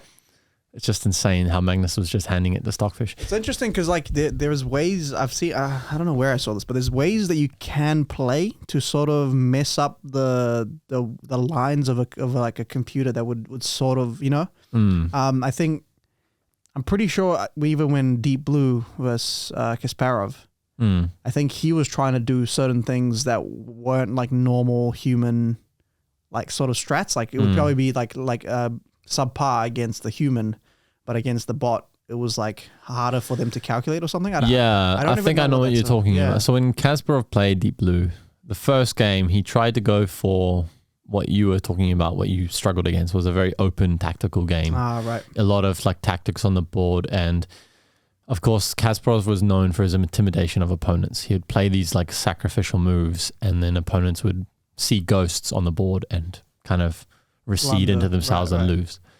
But Deep Blue just calculated that it would be one move in tempo and it would win the game if it took the piece. And it did so, and it won the game, and everyone was shocked. And then Kasparov the next game just played a closed game and dominated because it played this game where it looked it wasn't able to see so far ahead to know that it was losing by playing these moves. And so that's how Kasparov beat it. Okay, so it's just basically closed games, maybe things that aren't highly theoretical, but that could still be quite good. Because obviously, if you're using like probably nowadays, like all the engines are probably using like some sort of AI learning sort of thing. Yeah, I was just about to mention that. Actually, quite ironically, the Stockfish bot, which was the strongest bot in the world, there was Google's bot, which they released, which was the Alpha Zero. They actually used that bot to play the #1 Go player in the world as well. Yeah, and they beat him as well. Relatively recently, right? 2019. Yeah, like not that long ago. And in that game as well, actually the human player actually beat the AI bot, which is supposedly strong in Go. Yeah. Beat it in one game. The move that human played was, according to the bot, was like a 1 in 10,000 chance. And this human, you know what he says? He just says, "Oh, it's the only move I could see." It's not someone that's strong. It's like, oh yeah, just play it. But to like everyone, The thing with Go, as far as I know, like I tried to learn that a couple of times. I didn't get very far. I don't know how to play. Like if someone goes, let's play a game of Go, I don't know how to play. But I know like I've looked into it a little bit, so I sort of understand the general idea. It seems a lot more intuitive. There's not as much like deep calculation. It's more like seeing general patterns and being like, ooh, I should strengthen this side. It's almost like looking at like strategy in chess where you go, ooh, the king side's looking weak. I should develop towards the king side. Right. Like, that's sort of like general, there seems to be much less of like I haven't direct played calculation. Go, but when I was watching the documentary, just from listening to the commentators, you hear that it's a very territorial based game, and so a lot of the time players are playing to win territory, and of course the player who has the most territory wins the game. But Alpha Zero was always, or Alpha Go, playing in Go, was always focused on just having slightly more, and that's it. Because if you had slightly more, you'd win. Just a small increment. Just a small increment more than the other opponent, and they would win. And that was how it would beat the majority of its opponents. Whereas most humans are greedy, most are going for the most amount of territory to beat them by. And then, of course, in chess, the Alpha Zero played, I think, against itself 4 hours. And then they put it up against Stockfish, and it annihilated Stockfish. Something like 96 wins. Crazy. 4 draws against Stockfish. Something absolutely ridiculous. And, you know, for Stockfish back then, it was an absolute powerhouse, you know, dominating absolutely everyone in the world. And then this AI comes along and trashes it. And then they made a new AI for people to play against, which was Leela Zero. I'm not sure if you've heard about Leela Zero, but that's a very popular one. And you can actually go online at any point in time, play against this thing, and it is so ridiculously hard to beat it. Even to draw against that. Isn't bot. like modern day like chess engines? Aren't they rated like 3,000? Like 3,800, yeah, like 1,000 rating higher than Magnus Carslen. The greatest chess player. Well, still arguably of all time, but definitely of our generation. Yeah. Yeah, most definitely. And I mean, chess.com. 1,000 points is the difference between me and a grandmaster. Exactly. Like almost, not quite, because I've never played. Like I'm not 1,400 in like tournament rating. And probably even more so because to win rating that high at up, that high level, yeah, you're right, is even harder because if you lose one, you drop like 100. Yeah, the degree of separation between the best engine and the best player is probably, I can't even imagine it. Some people question the ratings because they say, well, you know, against what? Because they only ever play against other bots. Yeah. But, you know, they've played against humans, you know, all the time. Chess.com bots are getting used or always getting tested against grandmasters of humans and beating them. What engine are Chess.com bots are running on? Chess.com uses Stockfish. I think it's a very popular one, but they also run Komodo, the Komodo dragon. And every so often you get other variants of bots, but actually Stockfish has now started incorporating AI into its program. So it has a learning aspect to it now, whereas in the past it didn't. And now supposedly it can beat AlphaZero in games. Oh, okay. According to Stockfish. It's interesting. Like now we're having the AI war to see the who AI has the war, best. right? You know, But what constitutes a better AI? Like what if it's just learning from things? Isn't it just whoever has the most exposure, like exposure to data? you would wonder that, but it's more because when AlphaZero first matched against Stockfish would see positions and it would call something an inaccuracy or a mistake or a blunder or something. And of course, when it does something like that or judges something as that, it's not going to play towards those moves which it believes are going to give it a worse position. Mm-hmm. And the reason why AlphaZero was able to beat it, and there's this amazing game where it beats it, where it literally shoves Stockfish's queen into a corner and then blocks that queen with a rook. So the queen cannot escape. It's like it's in Black's corner, Black's queen. So the king's here, the queen's there, and then White placed a rook there, and there's pawns there, stopping the only escape that the queen could have. And so Black is basically playing without a queen, even though White has like sacrificed a bishop or a knight in order to get into that position. So was it Stockfish that didn't recognize that as a like even though it hadn't lost material, even though it had gained material, and it's like, right, all I need to do is win the game now. Right. But what I didn't realize is that by losing that material or by gaining that material, it got into this position where it was basically so passive that it just lost the game, and it actually ended up sacrificing its queen at one point for one of the rooks, White's rooks, and then it just ended up slowly losing the game. One of the hardest things to do, I would say, is to beat a bot in an endgame. Honestly, anyone try get into an equal position with a bot in an endgame and try to outplay it, you will more than likely lose. Endgame is so open. Like whenever I have a tactic that's an endgame tactic, I'm like, I mean, I could move this king here or here or here, and it's like you're gonna tell me one of them's wrong, one of them's right. But I don't like it. I don't see it. You can't understand between which one's right and wrong. Like, right? like obviously I can try to play it out, but sometimes there's so many options that I'm like, well, or which one is it? Right. Yeah. Whereas like it almost seems like there could be 5 different options that are equally good. Yeah. There's this common thing that I figured out. I'm not sure if you've learned it. It's called the king and the square. Okay. Now, actually, Magnus never knew this when he was playing chess. Yeah, but he's an AI bot. I know. Coded by Zuck himself. This is the funniest thing, is that Magnus is explaining this tactic, having never known about it himself. Right. And he was just doing it as part of like a chess course with his chess website. And they get him to explain the king in a square. And the idea is that if the king is in a square in line with a pawn, he will catch it before it promotes. If the king is in a square in line with a So pawn. if the king can make a square with the pawn, then he will catch it before it promotes. But if the king can't make a square with that pawn... What do you mean by make a square? Well, I think in terms of like, you know, if you have a square laid out Yep. in terms of... There's a chess board. Yeah, well, imagine Yeah. imagine the king is over here Yep. and the pawn is here. Right. So you've got this square set up going. The king will catch it before it promotes. Oh, I see what you're saying. And it's Yeah. the same thing if you've got like 4. The Yeah, king's yeah, here, pawn's here. yeah. Okay. The king will catch it. So before it diagonally trying to advance promotes. it. Yeah. So diagonally advancing towards it, you have this thing called the king and the square. Magnus never ever knew this when he was playing chess. He said he always just used to calculate it. Mm.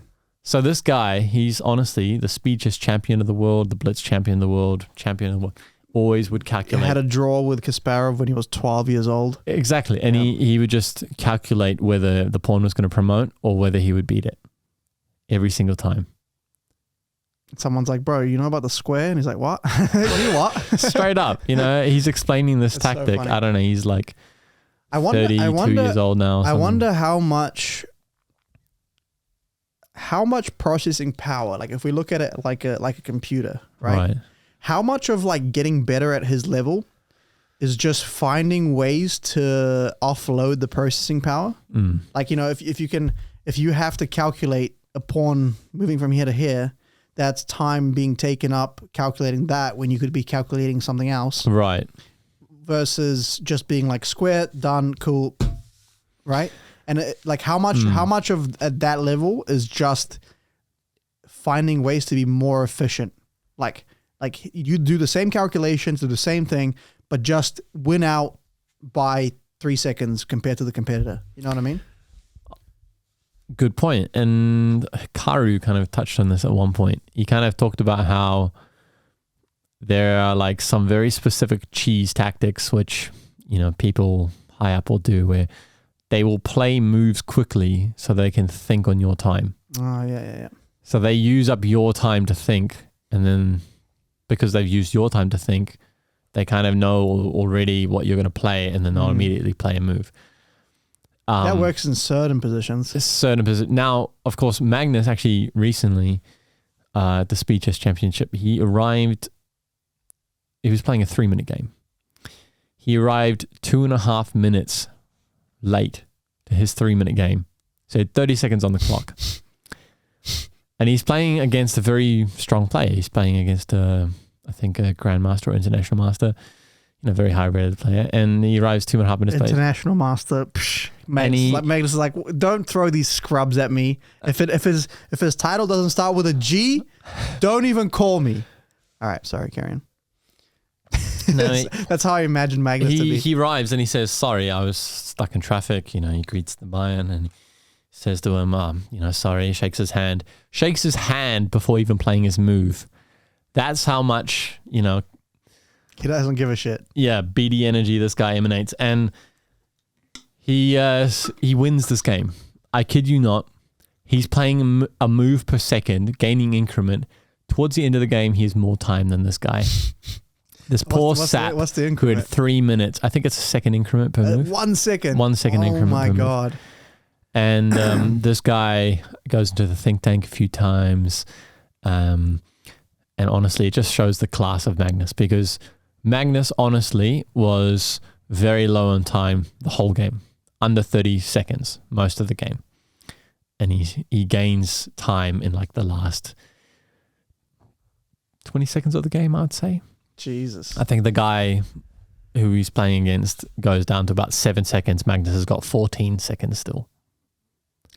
He's just a monster, man. Like you can imagine that in like, is he playing physical or Physical. That was over the board as well. Jesus, yeah. Because that's the thing is like maybe it's like more doable over the computer, right? Computer, because you can pre-move. You got ways to make time, but just over the board too, man. That's brutal. Ridiculous, right? Brutal. Because you have to wait to see the physical opponent's move, then move your arm. And imagine that's your life, right? Imagine since you're fucking 4 years old, you've been doing your chess tactics. Your mom and dad are like borderline abusive, just chess. Chess, and then you go to the top chess school in Azerbaijan or whatever the hell, right? Where like chess is life and like freaking it's the only thing that exists. And you don't have a girlfriend. You don't talk to girls. You don't even know they exist. You just like C4 on the knight to 3, right? You just all day, every day. It's all you do. And then you rock up and some piece of shit ass guy that's got like a modeling contract. He's not even a real chess guy. Arrives 2.5 minutes late. 2.5 minutes late, 30 game. seconds on the clock and still whoops your ass. You're like, God Complete damn disrespect. It. God damn it. You just feel so trash about your life at that point. Like it's not like obviously if we played we'd be like, oh yeah, great. But it's like if that's your literal life, you're like, I want to, I'm in this tournament, let's go. I'm sure that guy was questioning his career after that game. Yeah, there's just I think like it's so much more obvious when you look at it in chess. Like people talk about talent, and when you're a high level in anything, like I follow MMA, so I watch these like high level athletes, and it's like every high level guy has this belief that they're not like, well, depends on the guy, but most guys will have this belief that they're not special, like because you need to put in so much work to get to where you are that it's like I was nobody before I did this work, and now I'm somebody. So from my perspective, anyone could do it, sort of thing, right? Like a lot of these guys have this idea that it's like hard work, fuck talent, because at the same time you see. I'm sure every high-level athlete has had some guy come through the gym that was just a talent, like unbelievable. Like within a year, or within 6 months, he's beating up half the gym, and you're like, holy shit! I wasn't this good when I started, or whatever. And then, but those guys never stick around. It's very rare to see those guys stick around. So everyone has this idea that there's more talented people out there, but it's whoever keeps going, right, the longest. True, true, and. Sorry, just touching on that point. Bear Grylls, a lot of people know, he was not the best in his course. He only really made it because all the other guys just quit. Yeah. And I think when he was becoming one of those like Secret Service Marines, he only made it through because everyone else dropped out. Yeah. And that was it. Yep. Like he just kept progressing in the army, kept going through these courses. And he just never gave up, and that's what everyone else did. Bro, there's so many examples, like just since training and stuff, like guys come through, man, like, Tongan dude seems like, like he can move, but you think, just another guy. Maybe he played some rugby or something. And this guy just whoops everyone. Like 6 months in, he's taking down black belts and stuff. You're just like, holy crap, right? And then... after that, you don't see him again. Like, wow. And like you see Instagram photos, they're just out drinking, shisha, all the stuff. It's like, bro, where are you? Train, They don't see them. And then me, who got whooped for 2 years straight by everyone. I was like some 17-year-old scrawny kid that everyone was just like, manhandling. Like I stuck to it, and now I'm like, better than these guys that are supposedly talented, But anyway, point is, every high-level athlete has this mentality. But that the guys at the very top, the UFC champions, those guys are freak athletes. Those guys, they're like, Francis Ngannou. I mean, you cannot find another guy like that. Like, try to find another guy that's like as big, as moves as fast, learns as quick, like all the different attributes, right? but it's harder to, like, you sort of assume that because it's fighting and it's physical and it's like, But in chess, it's like there's no other variable. It's just whoever's smarter, whoever's more genius, whoever can calculate more, whoever can learn more. There's no other variable. And to see a guy like Magnus that just comes in and just dominates, like the highest ranked player of all time. I mean, you can argue about ELO inflation, but let's not get into that. Like, he is like. Do you know what he actually asked recently? He asked for other chess players to gain more ranking so he could get higher. Can you guys hurry up and get some ELO, please? He had a goal of reaching 2,900 Yeah, inches. I remember that, yeah. And he decided to forfeit his World Cup title just to achieve that goal. Yeah. And of course, in order for people to get higher in rating, they have to win championships. And of course, one of the big championships that they can win is the World Chess Championship. So whoever wins the World Chess Championship now is going to gain a lot of ELO. Yeah. And of course, Magnus is banking on this so that when he plays them, Is that why he can get that he pulled ELO. out of the, he doesn't, I'm like, almost certain that's relinquished one his of the title. reasons why he's relinquished his title. I thought it was just too stressful for no reason. Like he's sort of done everything he needs to do. The only other goal he's really excited about is getting that ELO, right? He really said that it took up a lot of his time, and he wanted to put more time into more of his other goals. Also, I'm sure he makes way more money from all the other apps he's doing and the streaming. Yeah, most People don't definitely. talk about that, but like that's probably his biggest income stream. I think, and he's so good when he streams as well. Like everyone wants to watch him. Like who wouldn't? Yeah. World number one. Yeah. And of course, I think there was this one time he was streaming and he played against this guy who absolutely handed it to him. He played the Sicilian, got onto this, he castled queenside. That's one of the main lines. And then the guy, I think, sacrificed a rook down one of the wings. Ballsy against Magnus. Yeah, it was something like that. It was sacrificed a rook or sacrificed a knight. And then he got like a pawn set up where Magnus was trying to escape with his king, like trying to run away with his king. Guy wasn't having it. Sacks his queen to checkmate Magnus. Jeez. And Magnus is like, whoa. Wasn't expecting that, Right. and just resigns. Yeah, imagine winning a game against Magnus by sacking stuff like Tal style. That'd be that's all I would ever want from life, to be honest. Just have a game against Magnus and just. I mean, when you and I, when we were young, we were absolutely nerding out at the fact that he was playing like 10 games of chess blindfolded. Yeah. Now it's like a lot of people can do that. I mean, I couldn't, but yeah, there's a lot of people. I can't even like flip and do half my stuff, which I could normally do blindfolded. Yeah. I can't even play a single game of chess blindfolded. I could maybe play half a game, like just like a few moves past the opening. I think I could keep it in my head, but once it gets to like real mid game, I'm screwed. But they've got brilliant memories, man. Yeah. Like, I don't know how they do it. I think it's like a lot of pattern recognition as well. Let's take a toilet break and we'll be back. And we're back. Right. What do you got to show me, mate? Okay, so first I want to go through a couple of these. These are nice, and of course they're quite interactive as well. I'll just read out this. So we'll go through the three, and we'll see if the great fettuccine can solve these. I reckon I can't, but we'll see. Okay, so this first one's named Barrel of Beer.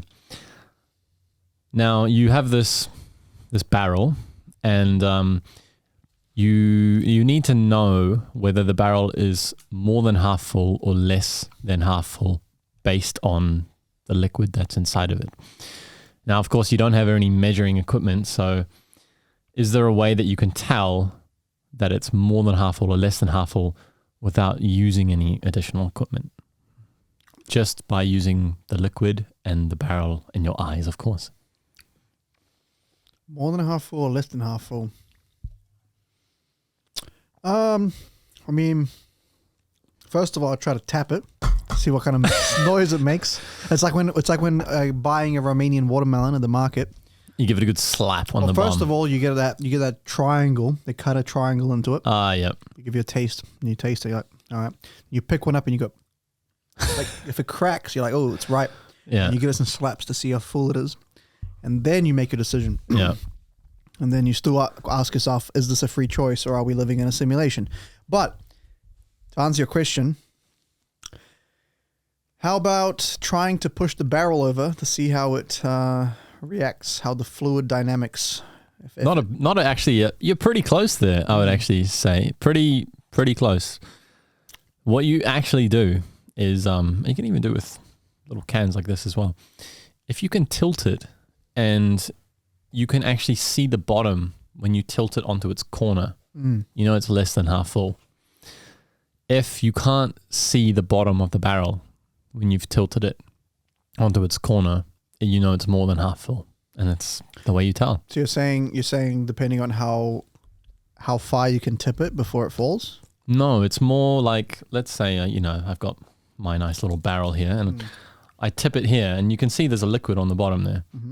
Now, because of the way barrels are designed, if you tilt it onto its corner like this and you hold it, if you can see the bottom from when you're tilting it, the liquid's not covering the bottom, then you know that it's less than half full because you can actually see to the bottom of the barrel. Oh, so are you looking through the barrel?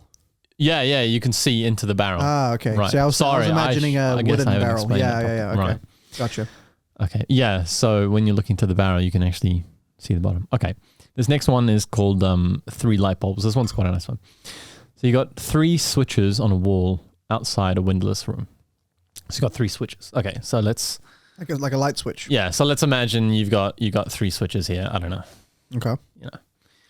And for each switch that you have, they're connected to a bulb inside this room. So how can you work out that which switch is connected to which if you are only allowed to enter the room once? So which switch is connected to which bulb? There's 3 you can bulbs only inside. enter the room once, yes. And it's a windowless room. You can't see into the room, only enter it once. So this is like a pure logic one, right? It's also a think outside the box kind of thing.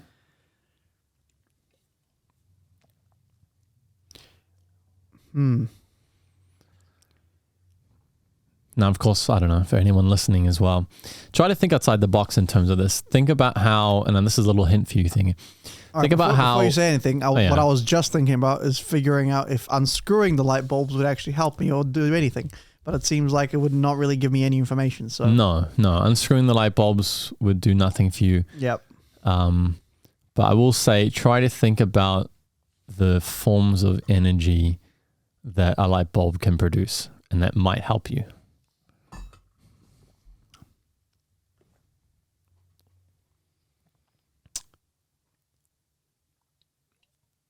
So you could potentially turn 2 on for a while, then turn 1 off, and then go in, see which one's on, see which one's hot.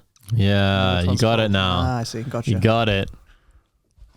That's it. You just turn one on for a while. I don't know, 10 minutes or whatever, how long it takes to heat up.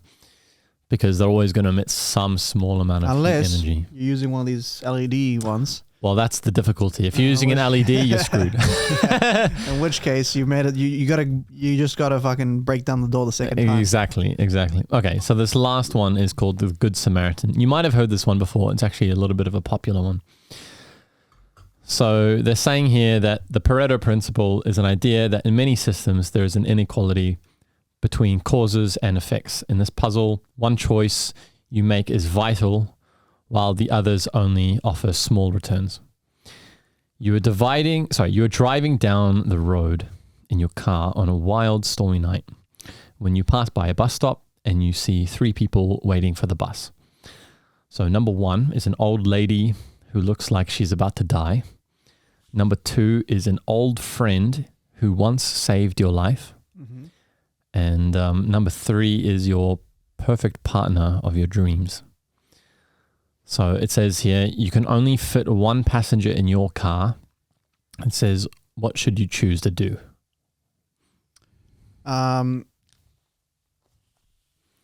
Clearly, the old lady that's about to die. Just take her. Everyone else. All right. Okay. And again, feel free to. So what am I trying to do? I'm box. trying to take one into the car to what? What's the aim? So you're trying to get the greatest return possible in this situation.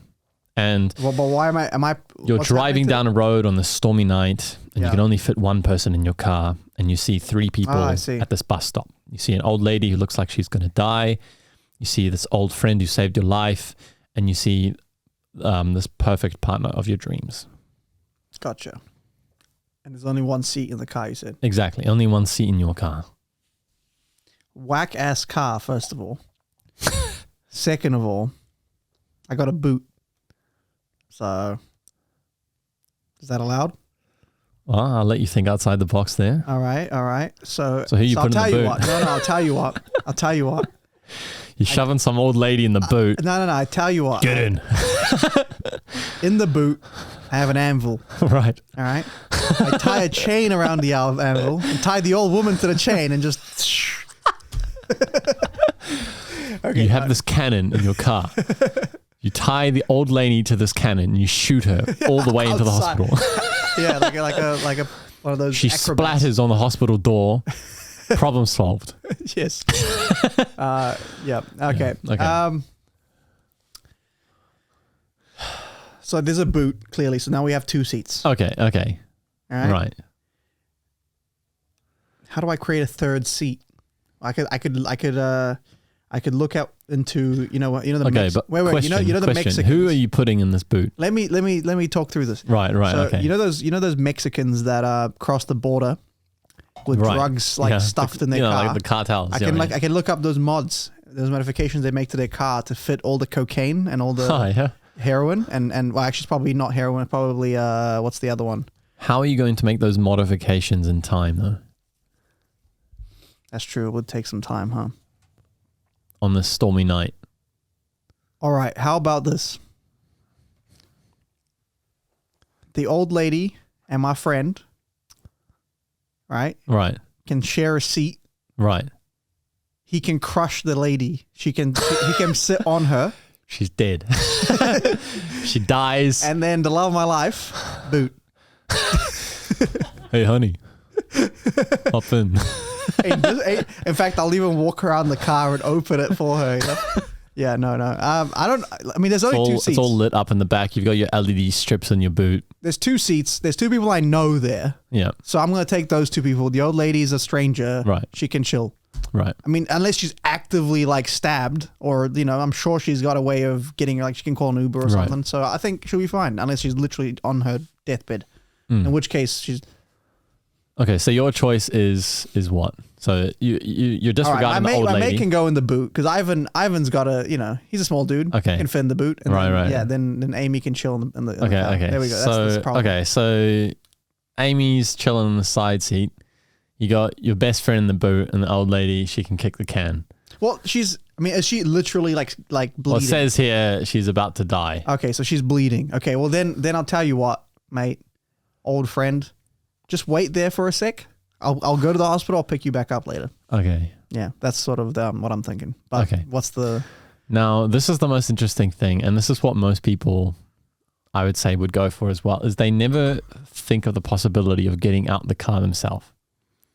Most people always stay in the car. But if you hand your car to your best friend who saved your life to take this lady to the hospital, then you can stay at the bus stop with the girl of your dreams. But that's assuming. Oh, I see what you're saying. Now you're talking like a true Giga Chad, right? Yes. So that's the Giga Chad move that wins every situation. So in your situation, you got a good 2 out of 3. Yeah. But then the old lady had to kick a can. Whereas sometimes you got to make sacrifices, She lived a good life. It's the greater good. She was old. Bro, it's the greater good, Yeah. What are we going to, Yeah. No, but here's the problem with that Okay, answer. okay. I'll give you the problem to that answer. You're assuming I trust Ivan with my car. That's the first assumption you're making. He did save your life. So you can. Yeah, but that doesn't mean he can drive for shit. He saved me from drowning. Doesn't mean he can. Doesn't mean he's on my insurance policy. If he crashes my car, I'm liable. Doesn't mean he indicates before taking a left turn. You know what I mean? Yeah. I'm liable for several $1 million if he crashes my car. Crashes into a Bugatti. A Bugatti. No, that's okay, fair. I'll tell you what. Some of these like lateral thinking problems can be a bit stupid, right? They can be a bit like, what am I thinking? Like, Romeo and Juliet, Romeo ran out the window while Juliet was dying. What happened? Turns out Romeo was a cat and Juliet was a fish. I mean, you know what I mean? Like, it's just some dumb thing like that. Yeah. But these actually have some sort of substance to them, so I like that. That's good. What book is that from? This is actually this brain boosting book. I'm not sure if you can see the title at all, but you're trying to keep your brain young, bro. You're 25? Bro, it's how you prevent dementia. It's called chess.com. It's chess tactics. They actually have some pretty good stuff, and they explain lots of ways that you can, I will say, improve your kind of mental capacity to learn, and also improve your productivity to learn, all that kind of stuff. Have you been doing those for a while? Do you find any improvement? I would say it's helped me to think outside the box a lot. You kind of only begin to think outside the box when you're presented in a situation to, put you outside the box. There is actually a situation where that was put together. Okay, so let's say we've got these guys here. Let's get little different people. Okay. So let's say there's this bridge that we need to cross. Oh, it's the... I'm sure you've heard this one Is this before. the one with the chicken and the wolf or something? Not the chicken and the wolf, actually, but that is a very similar problem. And so we've got all these people on one side. And let's say there's some kind of zombie apocalypse. And we've got all these guys on each side. And I don't know, we'll put them in ascending order. So this is the fastest man. He can travel across the bridge and back in a minute. This maybe I'll trade him for a 2. That'll make more sense. So he goes in 1 minute. He goes in 2. I'll trade this one for a 5, and I'll trade this one for a 10. That way it makes it a lot easier to, I guess, keep track of their timings. So each of them takes different times to get across this bridge.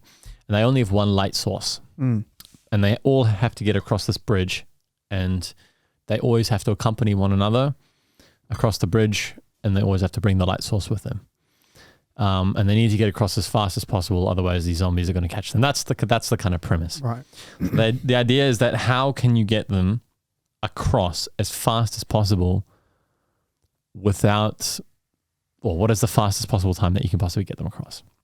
And a lot of people, they don't think about this problem the correct way. But I'll let you have a little think and so can this. They all use the bridge at the same time?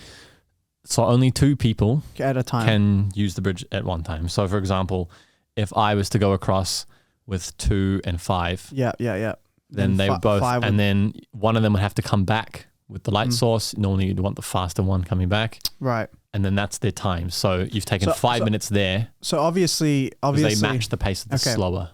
Obviously, the ace would have to be the accompanier for everyone. Okay. Otherwise, you're losing time on the way back. Yep. So then you just add up everything. So the 10 goes, that's 10 minutes, 1 minute back, 11. 5 goes, 5 minutes, 1 minute back. That's 17. 2 minutes, that's it. 2 minutes. Yeah. So then 19. You've got 19. Okay, so most people normally arrive at around that number. Okay. And what most people miss is that you can actually send the 2 fastest people first. Wait a minute. What if you don't? Do you have to come back? What if you just send 2 and then you would need the light source? Oh, the light source. Yes. So that's the key in this puzzle. You always need your light source to come with you. And okay, so in this situation, we get these 2 guys, our fastest people, and they cross first. Okay. So they come here, and then one comes back. Yep. Right. So we've just spent 3 minutes there. 2. 2 so and 1 2 back. there and then 1 back. So that's 3. Which I did that, but the other way, right? Which is the same. Yeah. Then we send these 2 guys together. Okay. Right, with the light source. Okay. And that's 10 minutes. Back. Oh, yeah. And then we send the 2 back. So in total right now, we've only spent 3 minutes plus 10, 13 minutes. That's 15. Yeah. 17. So you're still, what 2 did minutes, I say? 2 minutes faster. You got said 19. Oh, yeah. I see. So it's slightly quicker. Mm-hmm. Most people arrive at 19. So don't count yourself out. Nice, yeah. So when I recently did a puzzle like the wolf one with the chicken and this one eats that one. And yes. you know where I did that puzzle recently? Where? RuneScape, baby. There's a quest where you have to do that. That's a good one. Yeah. I started playing OSRS again. That is a game. Yeah. And they've actually made it on mobile as well. Yeah, that's why I've been playing it. So for anyone who wants to jam OSRS again, it is a mobile app and you can play it anywhere you want. And I've been grinding some Slayer, baby. Anyways. That is a good skill. That is one of my favorite skills, that skill. Yeah, well, it comes in right at the time when combat is boring, and then you have another thing to live. Then you got something to do when you're doing the combat, yeah. right? And it gets you to like explore different areas. That's what I liked about it. Yeah. But anyway, enough of nerd shit. Okay, that was a cool one. Yeah. So you reckon you've actually seen some? I've always thought like you were always into this sort of stuff, right? Yeah. I remember you playing a game on 3DS or something. Or maybe some yep. that was like just riddles, and I was like, bro, like why are you doing this? That was actually a really fun one. Yeah, I gotta figure out this, and I'm like, I don't know how you care enough to like to sit there and agonize over the answer for hours. Like for me,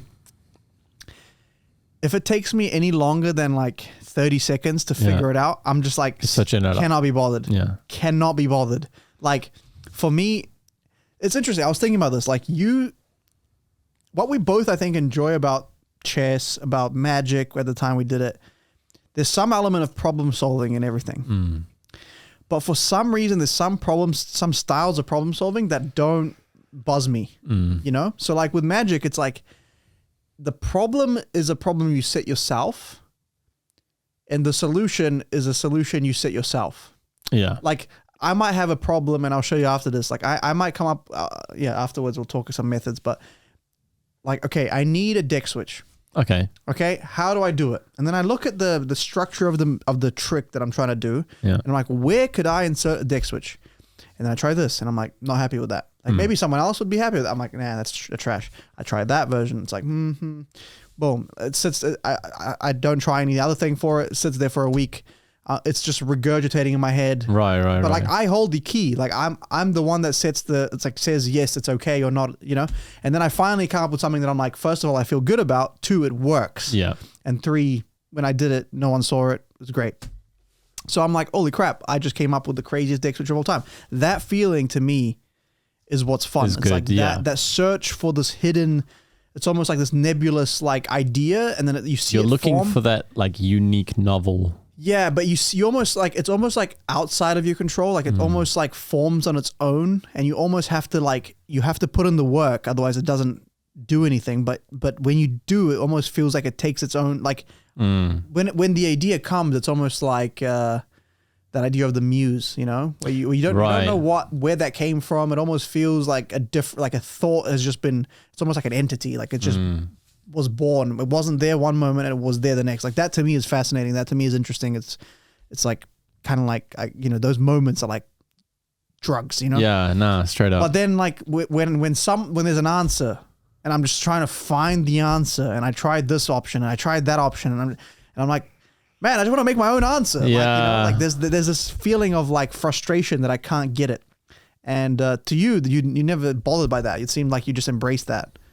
Well, I think that's probably one of the reasons why I kind of got into engineering, really, is because I loved problem solving. And of course, a lot of engineering is solving problems and trying to figure out solutions to things. And I think in ways, creating order out of things which, you know, are mostly in disorder is quite satisfying. And in cards, and, you know, you're manipulating the ways in which people will, you know, view the pack or view the cards is a magician's, you know, pure goal. Of course, you know, you're always trying to misdirect the audience or trying to force them into some kind of view of something or situation of something or thought,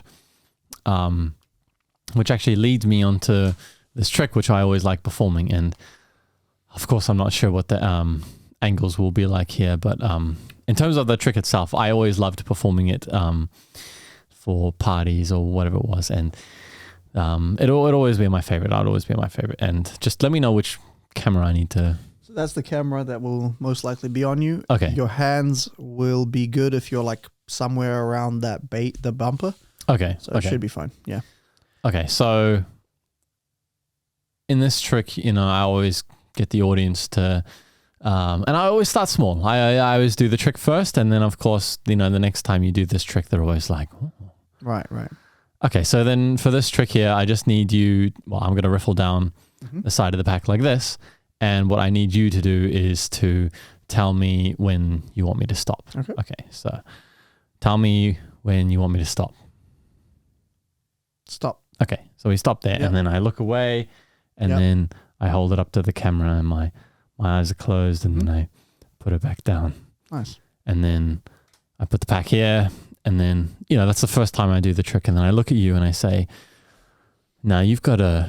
Well, I normally look at people in the room and I say, who's got the best memory here? And this is part of this pattern, which I love to incorporate into this. And I say, I need the person with the best memory. Right. Because when I look into their eyes, I can still see it there. And I just stare at them and I say to them. Here's how I know it's patter, because my memory sucks. All right. I look at them and I say, I definitely see a red card. And that card was definitely the 8 of diamonds. Yeah. And of course, they look at me and they're like, oh, no. Right. And then they're like, oh, let me shuffle. So I give them the pack and I say to them, okay, give the pack a shuffle, do what you feel like doing. And then after they hand me back the pack, I'll say to them, okay, I'll do this trick for you again. All right. So one more time, I'll do this trick for you and you just, you know, let me know. Okay, so I've got my cards here and I just need to tell you, okay, so once again, run through the rules for you. I just riffle down the side of the back like this and you just tell me when to stop. Okay, just tell me. Stop. Just here? Yep. Okay. So there we go there. Yep. Okay. And I just put it back on top like this. My eyes are closed. And I put the pack there. I don't touch the pack. Okay. And then I start increasing this again and I say, I need to look at someone again, and I look at you and I say, you've chosen a black card this time, and you've chosen a double-digit black card. Must be a 10 of spades. And they look at me and they say, what's going on? How are you doing this? And then, of course, it gets to some point where I get them to shuffle, and I say that I'm okay. You know, you can shuffle, you can do whatever you like. And what I'm going to get you to do is I'll get someone to come and blindfold me.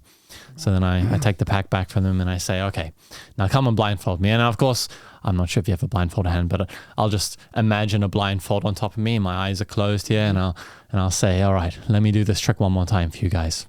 So my eyes are tightly closed and I'm clenching my eyes and I run through the rules from them again. I say, I'm going to run through my hands like this. You just tell me when to stop. Stop. Okay, so then you stop there. Yep. You look at the card. I put it back down. And my eyes have been closed the whole time, and I put the pack away from me. And then I open my eyes. Or I'm still blindfolded, actually. You know, whichever one they want. And I just say, give me someone's hand. And then you give me your hand. And I say, oh, let me just do a little quick palm read here. Yeah, I'm feeling a black card. Feeling a black card there. Definitely the 4 of clubs. Nice. And of course, the more times you perform this trick, the increasingly more fooled they become. And this is why this is my favorite trick. Yeah. And of course, it's honestly the simplest trick you can really ever perform, but my favorite. I've performed it at every single party I've gone to. I've performed it to people I know. I've performed it to my family. I've performed it to friends. Performed it to my wife. Absolutely everyone gets fooled by it, and they always want to know how I do it. And I will never reveal this one. Yeah, that's good. I will never, ever reveal this one because this is my favorite one. Yeah, that's the thing, right? It's that presentation that dresses up the method, right? Like it always comes down to that. It's like, how do you, like the ramping it up is good, you know, like what I often do in a similar setting, I'll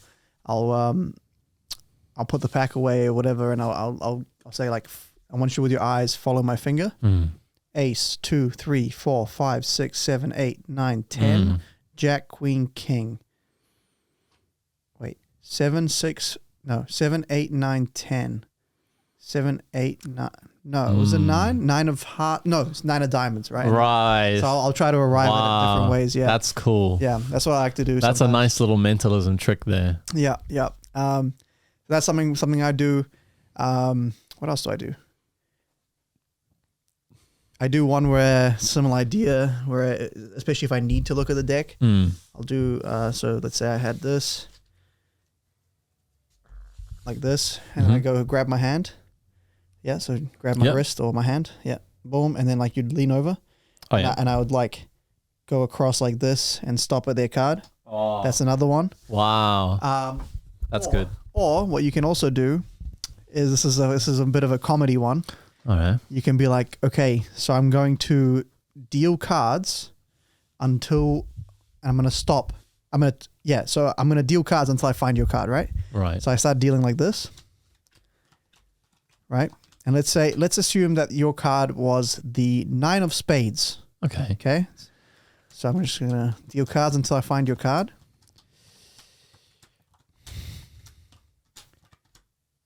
The next card I turn over will be your card. Haha. Yeah, that's a classic one. I remember that. Yeah, that's a funny one. That was a Theory 11 trick. Oh, really? Really? I remember. Okay. I remember doing that trick. I will say that one I don't do as much. I think the other ones are stronger, like the other presentations. But that one's funny. That one's like, very funny. You know, like I remember. It will hit you a different way. Yeah, but it's a very nice trick, that one. Yeah. No, I think speaking in terms of upskilling, and we were talking before about talent, it's definitely difficult to sometimes compare yourself to others in terms of your progression and things. And I think social media also adds a layer of difficulty in that, and comparison, all that kind of stuff.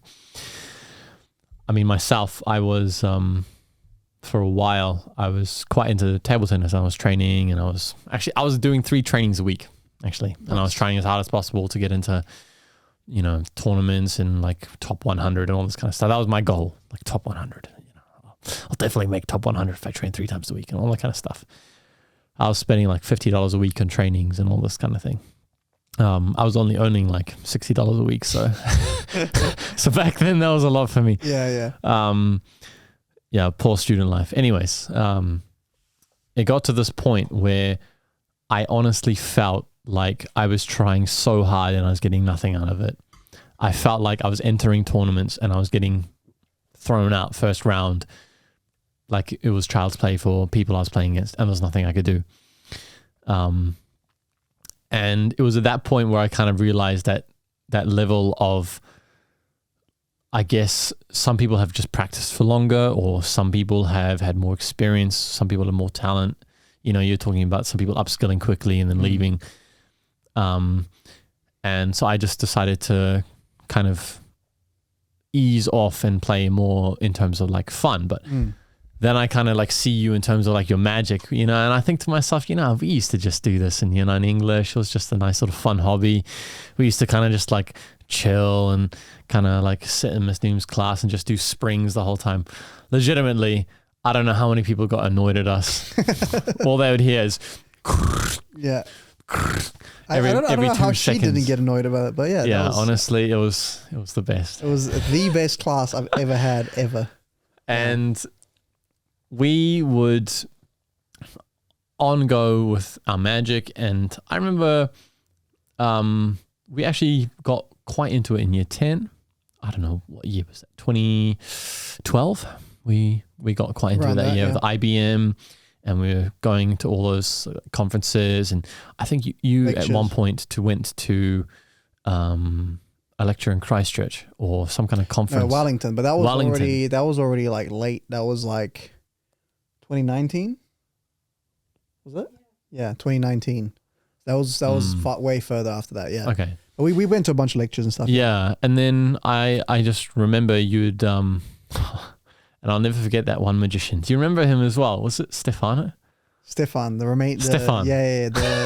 hypnotist. Ah, Stefan the hypnotist. Well, I met him the other day, yeah. Really? Yeah. I still see him around. Like, I went to a couple club meetings. He's still there. That was the funniest magician I've ever seen in my life. He used to wear, I kid you not, he used to wear a suit. The most pristine suit you've ever seen. And then he'd wear these crummy sneakers and ruin the look of the entire suit. I don't know why he ever decided to do that. Anyways.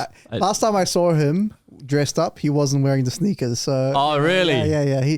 If talking about upskilling, you know, he probably he's took him. You know, he's a legit so long. He's a that. hypnotherapist now. Like he does like therapy for like anti-smoking. Oh wow. Yeah. I've seen like photos. He's got like a what's it called? Like an office and stuff. Yeah. Okay, now we were into it for a long time, and I remember in school, I think it was around the second to last year of college, we both said to each other, we'd, still keep it as like a side hobby, but you were trying to focus on getting into med school at that point. Yeah. And you put every amount of effort to try and get in, and it just didn't happen. Well, I got into health sci, and then when I got into health sci, and then I spiraled. Yeah. Like I had like depression spiral, anxiety. Basically everything hit the fan at the same time. Yeah, it was whack. And you dropped out of whack, and all of a sudden you were in probably the lowest of the low. And that is the best place to be, because there's no lower that you can drop. Once you reach that point, you actually begin to realize that you can come back stronger than what you were before. And I reached that point in one of my years of engineering. I failed actually my second semester in my second year. And when I failed that semester, I kind of thought to myself, maybe engineering's not for me. Maybe it's too hard. And I worked in labor for a little while, like labor hire. It was the crappiest job I've ever worked in my life. Yeah. You're sweeping like sawdust and like paint dust and like whatever kind of forms of dust they can possibly get you to sweep. You're lifting the heaviest crap you've ever lifted in your life. They don't even remember your name. They're just like, hey, you go and like lift that up for me, or go and hold that for me, or something.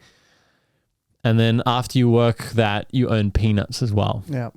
And I was working in this, and I was thinking to myself, man, this is some people's living. This is like, and this isn't to like hate on anyone here. This is just to say that this was hard work, and this is what some people do to survive. Yeah. And I said to myself at this moment, this is not going to be me. Right. I cannot survive like this. I'm going to die. Yeah. I am a simple white kid. I'm not going to survive like this. So I went back to university with a very motivated mentality after having worked in this. And quite ironically, in that semester when I had failed, I'd worked in labor for 3 months at that point. And that was the worst 3 months ever. And then I got an intern engineering job at Chelsea Sugar that summer. And that was actually a quite nice change. And I was wearing like collared shirts and long pants and smart shoes and office work, and quite different. And having those two jobs right next to each other and seeing the difference between them and seeing my enjoyment between the two was like night and day. And then it was in that moment where I was like, you know what? You're just going to have to work twice as hard. You're just going to have to figure out a way in order to do it. Every single paper which I had done the worst in, I went back to uni and I pestered my lecturers every single day for help or some kind of guidance or something. My coding lecturer, and my coding paper was my worst. I did C coding and C++. And this type of coding, I did abysmally the first time round. And the second time round, when I went back to uni, I was like, it's not going to happen this time. I literally camped inside my lecturer's office. It was actually like so bad that other people tried to book slots to go see him, and he's like, oh no, Kyle's booked that slot. So these other dudes like trying to get help, and I've just booked up all the slots. That was the first A+ I've ever gotten in uni, where I actually said to myself, it's not going to happen, and I did everything possible to turn that around. And likewise with yourself, you had a poor moment in life where everything hit you all at once, and then all of a sudden you turn that around into a business. into something sustainable where you're making a living. You're, on YouTube, you're making podcasts, you've got a nice setup and table, you've got literally a whole industry and, people wanting to pay you to entertain them for something which I thought was just a year 9 hobby. Yeah, so did my dad. So can't make money with cards. No, the thing is, I will say after COVID, he was right. Because that shut everything. Yeah. I mean, God, I was so like, to be honest, I got lazy before COVID because I was working like 6 hours a week and making enough money for the week. Sometimes I'd work 9 hours and then I'd be like, oh, I'm rich this week. I worked overtime this week. This week is crazy, And so I got pretty lazy with like where I was because I'm like, look, I can do this cool thing, And then COVID hit and then I was like, oh, that's all gone now. And then now it's like, so now after COVID, I was sort of almost like, I don't know if, first of all, putting all my eggs in one basket, that kind of sucked.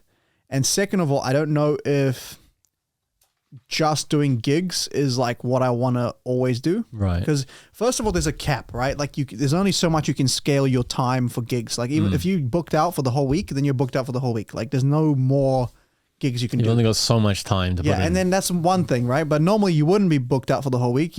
You're doing like seasonal sort of. It's like during Christmas. Like I have magician friends that are like doing like 3 gigs a day for 4 weeks, and I'm like, dude, like to anyone working normal jobs, it sounds not like it's like, oh, what, a gig's an hour, like what's the big deal? Trust me when I say that a 3-hour gig will take it out of you. Yeah, because you're not like just death. like performing and you're not just hanging out. You have to be on. You have to go up to a random group, like be the asshole that stops them from their conversation. Maybe they haven't seen each other in 2 years or whatever. So they got this weird resistance of like, who the hell is this guy? Then maybe the guy thinks I'm hitting on someone. So I have to like massage his ego real quick. Like it's just a constant, like I'm constantly trying to fix everyone, make sure everyone's having a good time, do this thing here. If that guy's heckling, I got to fix that. You're always on. Like you're on, like it's high pressure, even though it seems like you're just having fun. So doing the long gigs is hard, and then doing like, if you're already at a gig, it's almost like it's easier to just keep going, but doing like going to a new gig and then having to set yourself up there again. And then that really is bloody hard to do. Like it just takes energy. That's what it is. Like I'll get home from like a 2-hour gig and I'm exhausted. Like it doesn't seem like it would, but it does. So I was thinking to myself, like, do I want to do just this? Like this to me, although it's freaking awesome, I get to do like the thing that I like. But at the same time, there's an element of like, you have to do your A game stuff. Like you're not going to go in there with some new shit that, that they're paying you however much they're paying. You're not going to go in there with some experimental stuff. So you end up doing the same thing over and over, which is good because you get good at those things, but then everything else kind of lags. And then if you're not keeping up with like how you said, the upskilling, the making it, keeping it a hobby, keeping the fun in it, then you don't end up learning new stuff. So you just end up like being at the same level for a long time, You plateau. Yeah. So for me, doing the podcast, even though it's not making money now, it's like an interesting way to keep magic fun because it's like, it gives me an environment where I can do magic, but I don't have to do the best stuff. I can just hang out. We can just share a trick in between 3 hours of convo. It's quite nice. And it's like, it's to me, that's sort of the idea of this. It's more of like a passion project to keep it fun, because if it's, the gigs get a bit rough. And that's not me complaining. That's just like what I found. What my thing is, I want to talk to someone. I want to figure out what the hell, because there's this ADHD trait, and I don't know if it's ADHD or anxiety or what, but we have this thing called like freezing. So if you have like a meeting at like 7 p.m., a lot of ADHD people find it hard, ADHD people, I just mumbled that, find it hard to do anything leading up to that meeting. Like, cause they're like, oh, I have a meeting at 7. I got to make sure I'm not late. And then you just end up not doing anything to make sure you make the meeting. Like it's this weird mental block. And I get that with gigs. Like if I have a gig that day, it kind of ruins my whole day. Even if it's only at night, I can't do anything the whole day. Like I'm just like anxious and like, oh, I need to get ready. Cause you don't want something to mess it up, right? Yeah. Cause I know like I'm okay with, once I'm there, it's like, okay, but like, I don't want to be late. That's my biggest thing because I'm always late. So then like I need to make sure I'm not late for this one. Or like what if I can't find my shirt? And then I have to make sure everything's ready. I've double checked my props. Do I have all the cards I need? And all of a sudden I'm like in the stress mode, even though it's like 10 hours dad away. at the airport kind of mentality. Yeah, it's real weird. So that to me is like the thing that makes me hate gigs is like the most. So if I can fix that, I think the job itself would be amazing. But I need to figure out, I want to actually like get a psychologist on and see one of these days. Quite interesting you mentioned the ADHD, you know. Katie mentioned to me recently, I don't know, she wanted to like get herself checked in a sense because she was like thinking that she might have ADHD. And I was like, you know, I've known people who have ADHD and they're like incredibly hyper. You know, these are the kind of people who are like bouncing off the roof when they get hyperactive kind of ADHD. And then I learned that there was actually like different kind of groups. Yeah, it's a of spectrum. The people. The weird spectrum of it. And there's some people who just suffer more of the anxiety kind of thing of the ADHD and they can't really focus on stuff. And, you know, they get all anxious about stuff. And yeah, it's interesting because so the common sort of theory or the common model we're running on, like sort of the psychiatric world is running on, is that ADHD is a huge genetic component. So usually a kid with ADHD, you'll see ADHD in their parents or in some relative, which ticks for me. Like my dad's whole side is fucked. I mean, you try to get my grandma to focus on something, it's going to be a long night. And then my dad is hyperactive as it gets. I'm sure you've figured that out. Like he'll go to a party, like if he's at any social event, he'll talk to like for 1 minute with each person, like any longer he gets bored. He'll just pop around. He makes a million friends, but doesn't actually talk to anyone, you know? And then I'm the opposite. I'm like I'm not very hyperactive. Like obviously I have energy and whatnot, but I tend to just struggle with focus. So I get more of those, like, you know, there's other traits we share. Again, it's that sort of Venn diagram sort of overlap. Yeah. But I recently read a book called, I know it's by Gabor Mate, which is a Hungarian author. He also wrote a book called Hungry Ghost, which talks about addiction. But he wrote a book, he's ADHD diagnosed, and he wrote a book about ADHD. He's a psychiatrist, I think. And his sort of theory and sort of anecdotal research or potentially published research, I'm not sure. But basically his idea was that a lot of it is a trauma response. So he believes that like when the baby pairs with the mother, right, there's a sort of like nonverbal communication happening between the mother and the baby. And if any traumatic event happens in that sort of crucial stage, that can make the baby hyper stressed, and then it basically like creates this dysfunction in the way it relates to the world and to its parents. And its distractibility is sort of a way to evade these sort of like really intense emotions. So if you're like distracting yourself, you're not in your body, you're kind of dissociating, right? And that's his theory. Now, I know mum was sick with some sort of thing and we had to be separated really early on. So it sort of tracks. I mean, anecdotally in my case, it seems like it could be the case. But then dad is also hella ADHD. So there's also the genetic thing. I don't know like who's right, who's wrong, but it's just what I've been reading. But it's a super complex issue because one of the things is people say it's overdiagnosed, and it's probably true. But then it's probably overdiagnosed like in children and then underdiagnosed in adults. You know, it's probably this disparity of like every hyperactive kid's getting popped with pills, but then there's probably a lot of ADHD adults that have just gone under the radar because they had good grades and they're just distractible.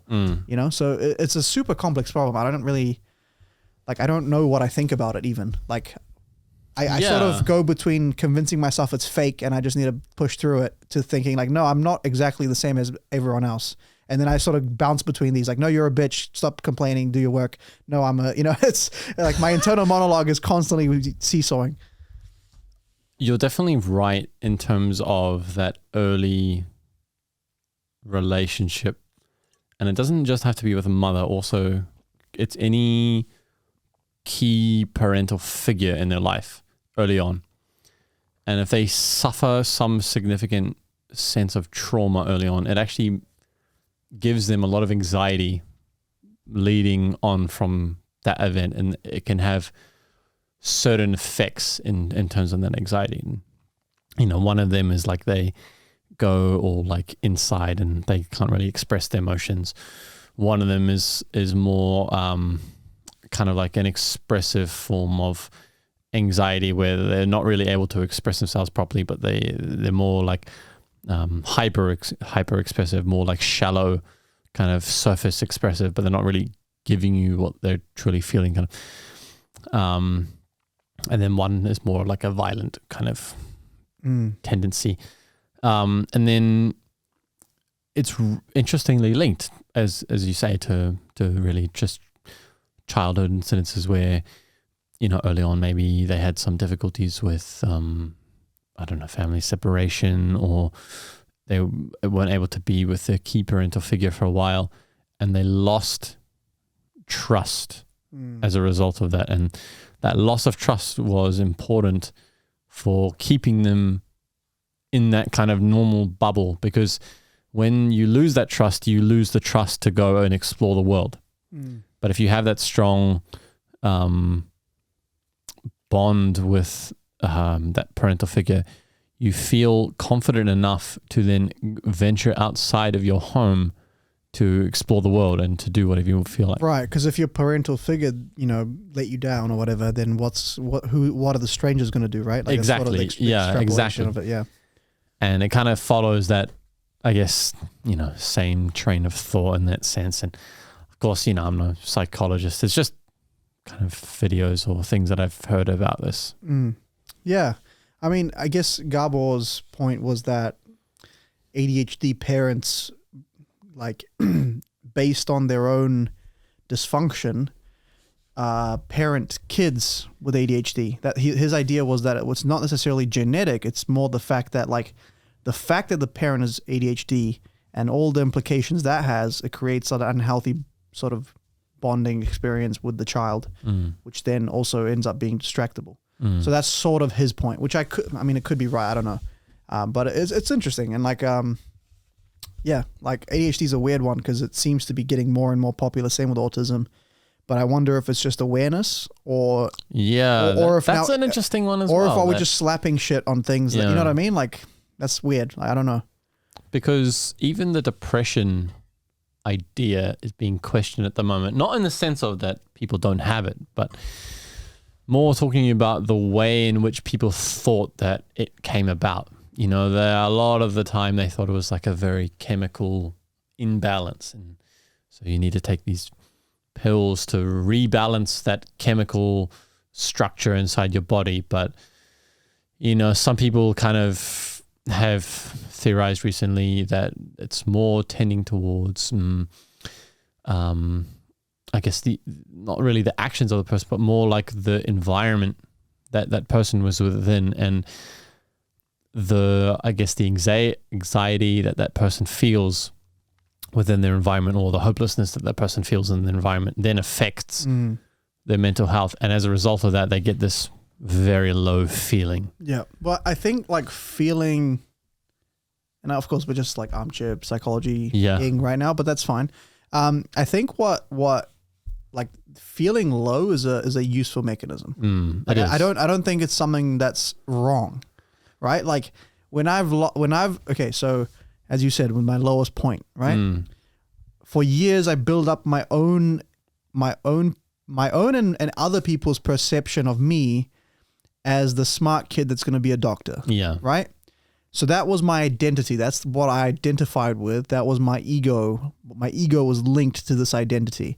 And then to have it be ripped away from me in the space of like 3 weeks, going from like, oh, you know, it's stressful. I probably, you know, fail my exams, but fuck it, I'll cram like every other time, to the point where like I just fail every paper and I'm like, oh shit, okay, you know? And so feeling low in a space where your identity is just being ripped away from you, it's normal. It makes sense, right? Because you've just, like, it's a traumatic experience. You have to find a new way to look at the world, to look at yourself.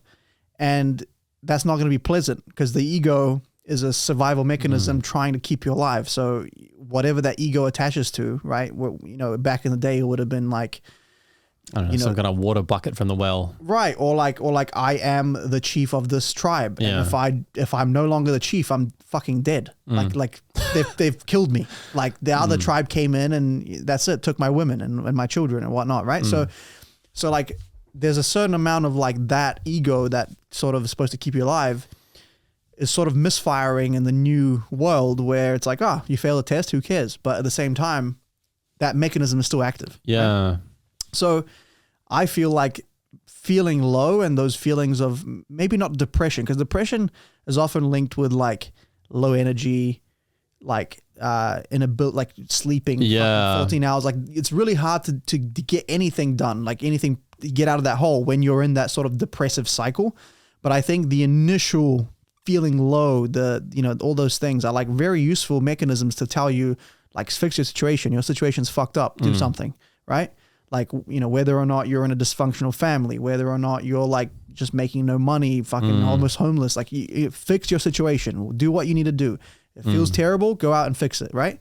And then I think some people are able to bounce out of that and be like, okay, this is what I'm doing. Yeah. And other people get stuck in a cycle, and it's like, I can't blame them because I was there, and it's a fucking rough cycle to be in because you're just spiraling on top of spiraling, and then the fact that you're spiraling makes you more depressed, and you makes you feel worse about yourself. So then you end up spiraling deeper, right? So it's very hard to get out of. But like I think that to me is like probably the difference between just feeling low and like maybe what people would say, I'm feeling depressed, to like a clinical depression where it's like you might actually need like outside influence to get out of that. You know what I mean? And whether or not, how much of that is your own psychology of spiraling influencing the chemical imbalance, or just there being a genetic chemical imbalance? Like I'm sure there's some people that have a genetic fucked up brain that doesn't produce the right chemicals, right? I'm 100% certain. But I'm sure a lot of people like that are just like creating their own misery through their spirals and thoughts. And like I've been there, so I know I did it. You know what I mean? I'd almost say as well, the comparison culture doesn't help that. You can go anywhere and compare yourself. Social media just makes it even there's some easier magicians out there. to do that. Sheesh, I feel like a scrub. I feel like an absolute scrub. What you always got to remember is you always got to compare yourself to what you were at some previous point in time. And so long as you feel that you've made an incremental improvement in this aspect or that aspect or whatever it was, you can be happy with yourself because you know that you've made that improvement from point A to B. You're thinking like an AI. Yeah. You're out here zucking it up. Macadam. The lizard himself. Right, it's so funny how little human he seems. He does not seem like a even human. Blinks like a lizard. Yeah.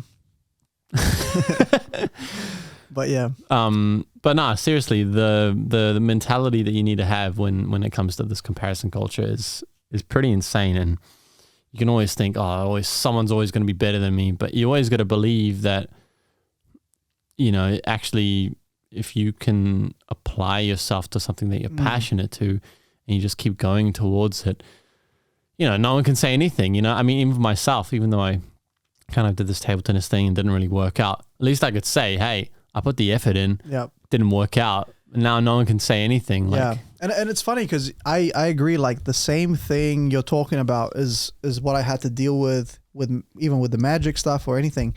Like initially everything was a competition, right? And like we're very competitive people. So that's why we like vibed because we were like trying to get better than the other person, and you'd come in with a move I couldn't do and I'd be pissed, and I'd go home and do a move you couldn't do, So the competition really fueled our interests. But as I got older and as, you started doing your own thing, Vanya started, doing his own thing. And it's like, I'm just out here, like now all of a sudden no one wants to beat me. I'm just doing magic for what? For what, And so I almost had to learn to like the process, right? And I realized that everything I ever am good at or get good at in life, I don't care about the destination. I don't care about the like obviously the process of improving has to be there. Otherwise there's no point. Yeah. But that's not actually what I care about, if that makes sense. Like I care about the process of doing the thing. Right. So like with jiu-jitsu, like pretty much when on my way home, I'm like, that's another session that I've been able to train. I'm not injured. I'm not old. Yo, that was sick. Like, I'm able to train. Yeah. Like, you know what I mean? Like, and whether or not I get better or I become fucking national champion, that's like neither here nor there. Like, I put in the work. We'll see what happens. But the fact that I was able to train was like, oh yes, you know. That's legit. Yeah. When I'm injured, I'm like, bro, like I'm like almost depressed because I'm like, I can't do the thing I love. So that's the level of thing with Magic. It's still kind of hard because it's like half a job. So when it's a job, it becomes harder to keep it fun. But I'm striving to do the same thing, like enjoy the process of looking through the fucking old ass book written by Houdini and try to find a little bit where he talks some shit, and I'm like, oh yo, I can use this in my act or whatever. Like even those boring bits, I'm trying to have them be like the process of it be like, this is what I want to do, this is what I enjoy doing, and what comes out of that. Something always comes out of that, but it's just a matter of like not really focusing on that. Because if you focus on that, you go, well, is this move that I'm about to create that's like slightly better than the move that Ed Marlowe did or whatever? Is that going to revolutionize it when Shin Lim's out there winning fucking America's Got Talent and shit and like millionaire status? Like, you know, if I start comparing myself, I won't get anything done because this little double lift change is not going to change the world. So I'm already like, what's the point? You know? So I think that's a huge, because for a long time I took a huge hiatus from Magic because there was no competition. No one was there to like rile me up. And I realized I have to be that person. I have to enjoy the process, you know? Yeah, you can't get that destination fever. That's the hard part, you know, like I think modern schooling in a sense really drives that destination fever. You're always trying to reach some kind of grade, some kind of class that you want to be in next year, some kind of thing that you want to do at university. I'll just get through this test and then everything will be great. This test, and then when I get this grade, things will be fine. And you know, you'll like cram for this test and then you'll vomit your information onto the test and you'll forget everything afterwards. And then you almost leave feeling more sad, even having gained, I don't know, whatever grade you've wanted, because you didn't really enjoy it or you don't remember anything that you put on that test and there's nothing applicable. That and then you get to your job and you go, oh, this is just me now. Yeah. Forever. Exactly. Fuck. Like the existential crisis strikes there. I feel like that's the quarter life crisis, half life crisis. Yes. Where you just start getting a motorbike. You become like one of those nerd old men driving around, you know? One of those dudes who rides a skateboard shirtless to Taco Bell. Yeah, yeah. Gets his Taco Bell Tuesday. Yep. Yeah. You know, so you become one of the... But no, but like, like that's what another thing that I sort of, when I was in that process of killing the ego and figuring out who I really am, I started talking to a bunch of medical students. And I had so many people that were like, yeah, I'm like 4th, 5th year. I hate it, but I can't stop now. And I was like, holy shit. Like I got so scared because I'm like, let's assume I was a bit more successful and I got to that space and I'm like, oh, I don't actually enjoy this. Yeah. You can't just, you know, you got hella debt. You can't stop. You're in there. And then from there, you look at all the terrible doctor shifts. Like you just got to work crazy hours and you're someone's bitch because you're not even a top dog. 50, 60-hour weeks, easy. And like, you know, we have a bunch of, I don't know, 2 or 3 doctors that train with us at jiu-jitsu. And, you know, he's like genuine passionate about jiu-jitsu, like training all the time. And he got placed to Hamilton, and he's like, "Fuck, guys, I'm not gonna be trained for a year." You know, oh, wow. And his whole thing was like, you know, like just sort of because he picked this career where he thought, you know, maybe he enjoys it, but I'm just saying, like, I started realizing, oh shit, like there's more than just a career. There's more that, like, you know, like the passions that you have, the ability to follow those passions. The ability to potentially monetize the passions, like just all of those like sort of options aren't there when you're just like stuck into a career, like where you're just completely this is what I have to do, you know?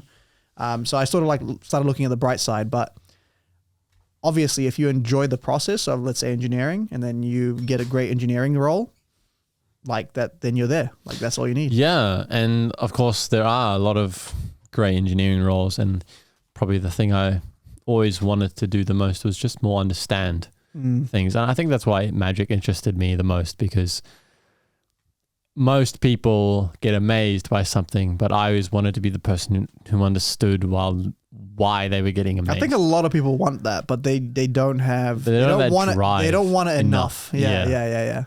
And that's where I differentiated. I wanted to be that enough person to at least try to find out. And I've dabbled in it for actually, a number of years. And I even, do you remember my rope magic? Yeah. Oh my goodness. Stage stuff, yeah. Had this 3 rope trick where I'd equalize the length of the rope and they're all different lengths. Professor's nightmare. Yeah. Yeah, that's the one. And then I'd make them all different lengths again. And then, everyone was amazed. You were on your way to be, a stage magician. Yeah. Because I was always really against stage magic This guy was the sleight of hand master for years. But to a weird degree. I was weirdly against it. I thought it was I don't know what I thought it was. I thought you bro, you ain't gonna get no pussy doing stage magic. For some ever reason, I was always this is lame as hell. My goodness. But then I realized that it was just how you perform it. If you're a lame ass magician being cheesy as shit, top hat, rabbit, all the rest of it, then it's gonna be lame ass. But if you're cool and you got persona and you got stage presence, doesn't matter what you do. If you're Stefan with your sneakers then and you're suit, good. Then you're all good. Those sneakers, I reckon that's what he was, because back in the day he used to hypnotize us. I reckon we focused on his sneakers, bro. And he just put us in a trance, bro. Straight up. I reckon that's what it was. And he had his life savings the one event. Oh yeah, the one time he pulled out the money, the cash of money. Oh, it was funny. Yeah. This man is trying to buy tricks and he rocks up with his full on life savings. $5,000 or something. $5,000 or something ridiculous. And he was just flexing it. That was so funny. Oh, you gotta love Stefan. Oh my goodness, this man. Oh, Kyle, thank you for coming on. Honestly, it was my pleasure. It's been a fun time. It's been good to have you. You don't have any. You're not the problem is I have magicians on here that have shit to promote. Do you have anything? People can follow you, or you don't really post stuff, do you? Something which people could follow is probably my wife's art, to be honest. that is good. You should check it out. KatiesArt.com. KatiesArt.com. KatiesArt.com. KatiesArt. Right. There's no E in her. Oh, that's right. You're right. Yes. So KatiesArt. I'll put a link is in the description. ART.com. And she does hyper realistic drawings. She'll do very realistic paintings.